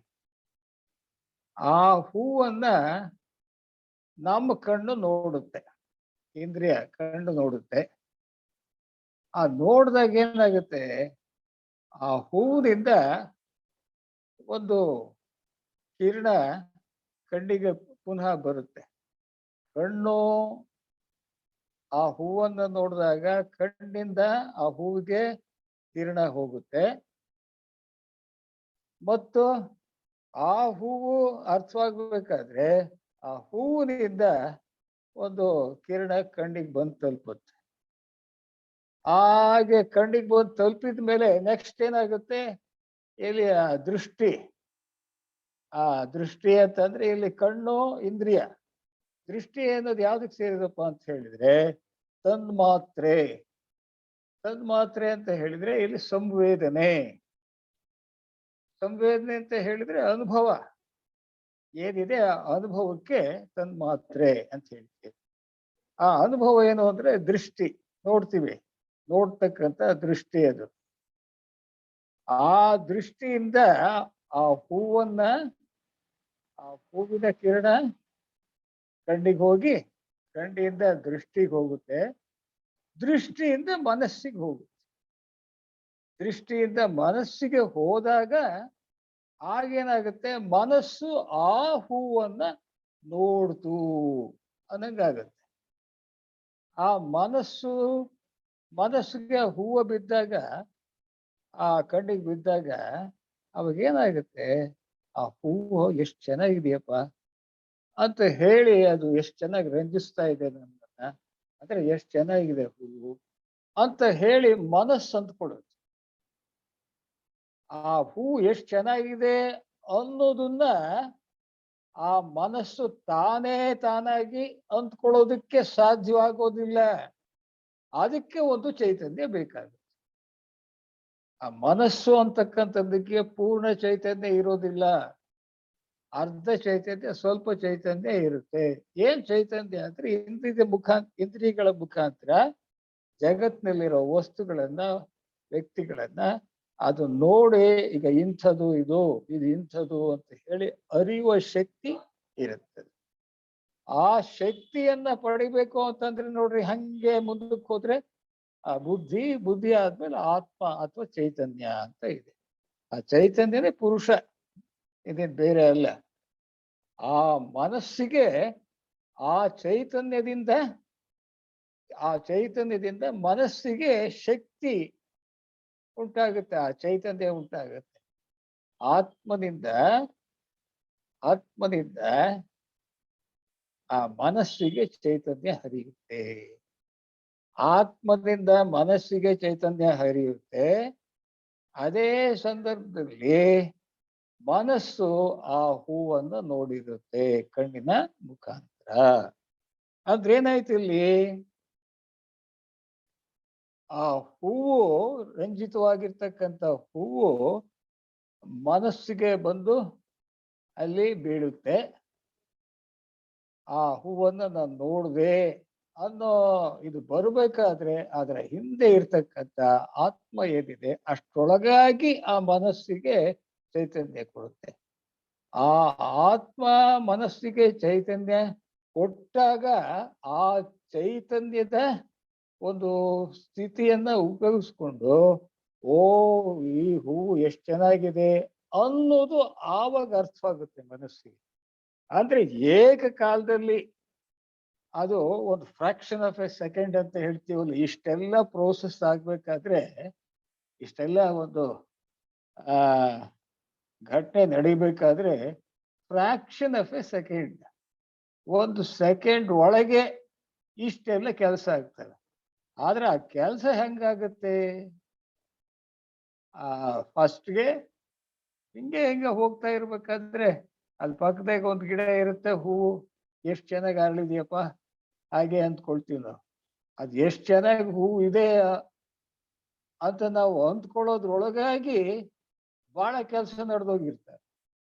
ಏನು, ಆ ಹೂವ ನೋಡ್ತೀವಿ, ನೋಡೋದು ಯಾರು, ಮನಸ್ಸು ಹೂವನ್ನ ನೋಡೋ ಅಷ್ಟೊತ್ತಿಗೆ ಆ ಮನಸ್ಸಿಗೆ ಚೈತನ್ಯ ಏನಿದೆ ಅಥವಾ ಆತ್ಮ ಏನಿದೆ, ಆತ್ಮ ಅನ್ನೋದು ಆ ಮನಸ್ಸಿಗೆ ಚೈತನ್ಯ ಕೊಟ್ಟು ಕೊಟ್ಟ ತಕ್ಷಣವೇ ಆ ಹೂವು ಚೆನ್ನಾಗಿದೆ ಅನ್ನೋದು ಗೊತ್ತಾಗುತ್ತೆ. ಈ ಎರಡೂ ಕೆಲಸಗಳು, ಮನಸ್ಸು ಹೂವನ್ನ ನೋಡೋದಕ್ಕೂ ಆತ್ಮದಿಂದ ಚೈತನ್ಯ ಮನಸ್ಸಿಗೆ ಹೋಗೋದಕ್ಕೂ ಒಂದು ಸೆಕೆಂಡ್ ಒಳಗೆ ಆ ಕೆಲಸ ಆಗೋಗಿದೆ. ಒಂದು ಸೆಕೆಂಡ್ ಒಳಗಾಗಿ, ಫ್ರಾಕ್ಷನ್ ಆಫ್ ಎ ಸೆಕೆಂಡ್, ಇವೆರಡೂ ಏಕಕಾಲದಲ್ಲಿ ಮನಸ್ಸಿಗೆ ಆಗುವ ಅನುಭವಗಳು. ಆಗ ಒಟ್ಟಾರೆ ಏನಪ್ಪ ಅಂತ ಹೇಳಿದ್ರೆ, ಕಣ್ಣಿನ ಮುಖಾಂತರ ಹೂವನ್ನ ನೋಡುವುದು, ಅದೇ ಸಂದರ್ಭದಲ್ಲಿ ಆತ್ಮನಿಂದ ಚೈತನ್ಯ ಮನಸ್ಸಿಗೆ ಒದಗುವುದು, ಇವೆರಡೂ ಕೂಡ ಏಕಕಾಲದಲ್ಲಿ ಮನಸ್ಸಿಗೆ ಆಗ್ತಕ್ಕಂಥ ಅನುಭವಗಳು.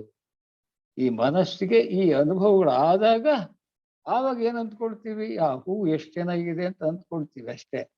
ಆದ್ರೆ ಅದಕ್ಕೆ ಚೈತನ್ಯ ಕೊಟ್ಟಿದ್ದು ತನ್ನೊಳಗೆ ಇರ್ತಕ್ಕಂಥ ಆ ಹೂವು ನೋಡುವುದು, ಆತ್ಮದಿಂದ ಆ ಮನಸ್ಸಿಗೆ ಚೈತನ್ಯ ಬರುವುದು, ಮನಸ್ಸು ಹೂವನ್ನು ನೋಡುವುದು ಮತ್ತು ಆತ್ಮದಿಂದ ಮನಸ್ಸಿಗೆ ಚೈತನ್ಯ ಬರುವುದು ಏಕಕಾಲದಲ್ಲಿ ಆಗ್ತವೆ, ಒಂದೇ ಕಾಲದಲ್ಲಿ ಆಗುತ್ತೆ ಅನ್ನೋ ಒಂದು ಅರ್ಥ ಅದು.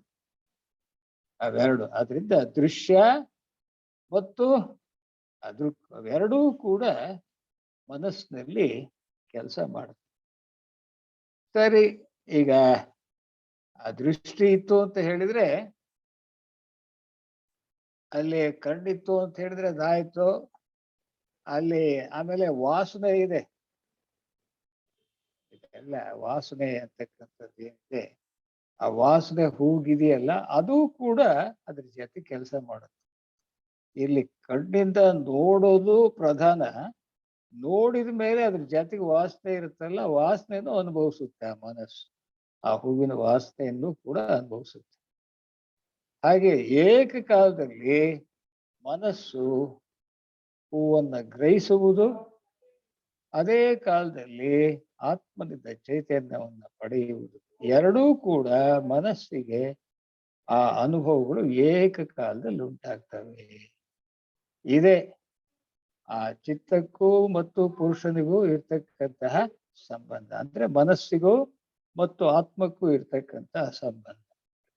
ಇವೆಲ್ಲ ಇಂದ್ರಿಯಗಳು, ವಸ್ತುಗಳು, ಅವೆಲ್ಲ ನಾವು ಅವನ್ನ ಉಪಯೋಗಿಸ್ಕೊಳ್ತೀವಿ. ಮುಖ್ಯವಾಗಿ ಏನಪ್ಪಾ ಅಂತ ಹೇಳಿದ್ರೆ ಎರಡು ವಿಷಯಗಳು ಇಲ್ಲಿ ಬೆಳಕಿಗೆ ಬರ್ತಾವೆ. ಒಂದು ಚಿತ್ತ, ಇನ್ನೊಂದು ಪುರುಷ. ಅಂದ್ರೆ ಒಂದು ಮನಸ್ಸು, ಇನ್ನೊಂದು ಆತ್ಮ. ಮನಸ್ಸು ಆತ್ಮಗಳ ಒಂದು ಕೆಲಸ, ಕಾರ್ಯ ಏನಿದೆ ಅದು ಇಲ್ಲಿ ಚೆನ್ನಾಗಿ ವ್ಯಕ್ತವಾಗುತ್ತೆ. ಒಂದು ಹೂವಿನ ಉದಾಹರಣೆ ಜೊತೆಗೆ, ಹೂವನ್ನ ನೋಡುವುದರ ಜೊತೆಗೆ ಹೀಗೆ ಅದರಿಂದ ನಾವು ಮನಸ್ಸು ಮತ್ತು ಆತ್ಮ ಯಾವ ರೀತಿ ಒಂದಕ್ಕೊಂದು ಕೆಲಸ ಮಾಡ್ತವೆ, ಜಗತ್ತಿನ ವಸ್ತುಗಳನ್ನ, ವ್ಯಕ್ತಿಗಳನ್ನ ಅನುಭವಿಸ್ಬೇಕಾದ್ರೆ, ನೋಡ್ಬೇಕಾದ್ರೆ ಆ ಮನಸ್ಸು ಕೆಲಸ ಮಾಡ್ಬೇಕು ಮತ್ತು ಅಲ್ಲಿ ಆತ್ಮ ಚೈತನ್ಯನೂ ಕೂಡ ಕೆಲಸ ಮಾಡ್ಬೇಕು. ಇದರ ಅರ್ಥ ಅದು. ಅದರಿಂದ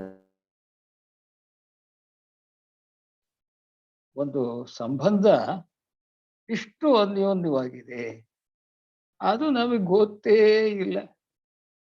ಸುಮ್ಮನೆ ನೋಡ್ತೀವಿ, ವಸ್ತುಗಳು ರಂಜಿಸ್ತವೆ, ಕೆಲವು ಚೆನ್ನಾಗೇ ಇರಲ್ಲ, ಅವನು ನೋಡ್ತೀವಿ, ಚೆನ್ನಾಗಿರೋ ನೋಡಿದಾಗ ಸಂತೋಷ ಪಡ್ತೀವಿ.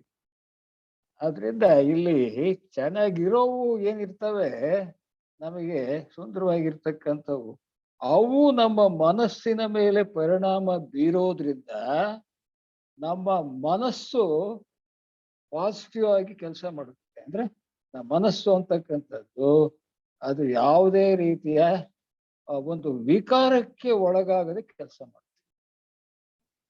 ವಿಕಾರಕ್ಕೆ ಒಳಗಾಗದೆ ಮನಸ್ಸು ಕೆಲಸ ಮಾಡಬೇಕಾದ್ರೆ, ಆನಂದವಾಗಿ ಮನಸ್ಸು ಕೆಲಸ ಮಾಡಬೇಕಾದ್ರೆ ಆ ವಸ್ತು ಚೆನ್ನಾಗಿರ್ಬೇಕು.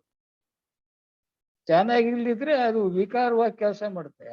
ಅದನ್ನ ಯಾವ್ದೋ ಒಂದು ಕಾಸನ ಅಥವಾ ಏನು ಬಿದ್ದಿರುತ್ತೆ, ಅದು ನೋಡಿದ ತಕ್ಷಣ ಅಂತ ಹೇಳ್ತೀವಿ ನಾವು, ಅವಾಗ ಮನಸ್ಸು ಕೆಟ್ಟು ಹೋಗಿರುತ್ತೆ. ಈಗ ಹೂವಿನಂಥದ್ದು ನೋಡಿದ್ರೆ ಬಹಳ ಸಂತೋಷ ಪಡ್ತೀವಿ ನಾವು.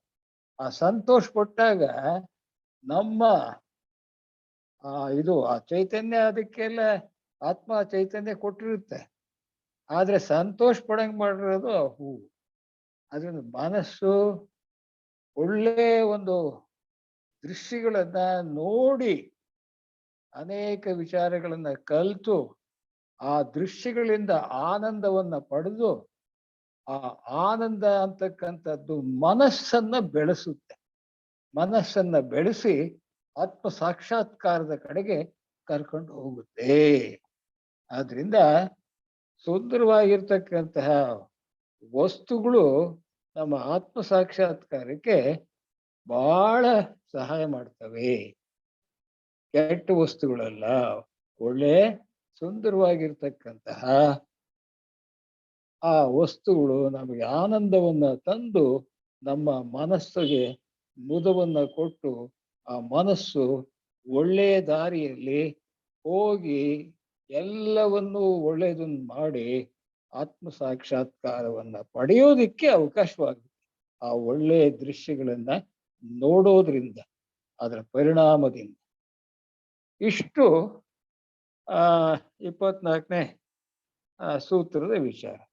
ಈಗ ಒಟ್ಟು 5 ಸೂತ್ರಗಳದು. ಇವತ್ತು 5 ಸೂತ್ರ ಮಾಡಿದ್ವಿ, 24ನೇ ಸೂತ್ರದವರೆಗೂ ಆಯ್ತು. ನೆಕ್ಸ್ಟು ಇನ್ನ 10 ಸೂತ್ರಗಳಿದಾವೆ ಈ ಕೈವಲ್ಯ ಪಾದದಲ್ಲಿ. ಇನ್ನು 10 ಅಂದ್ರೆ 34ನೇ ಸೂತ್ರದವರೆಗೂ ಈ ಕೈವಲ್ಯ ಪಾದ ನಡೀತಾ ಇರುತ್ತೆ. ಈಗ ಮುಂದೆ ಇನ್ನು 2 ವಾರಗಳು ತಗೊಂಡಾಗ 5 ಸೂತ್ರಗಳನ್ನ 5 ತರ ನಾವು ತಿಳ್ಕೊಳ್ಳೋಣ. ನಮಸ್ಕಾರ. ವಂದನೆಗಳು. ಸೋದರ ಸೋದರಿಯರೇ, ಇಲ್ಲಿಯವರೆಗೂ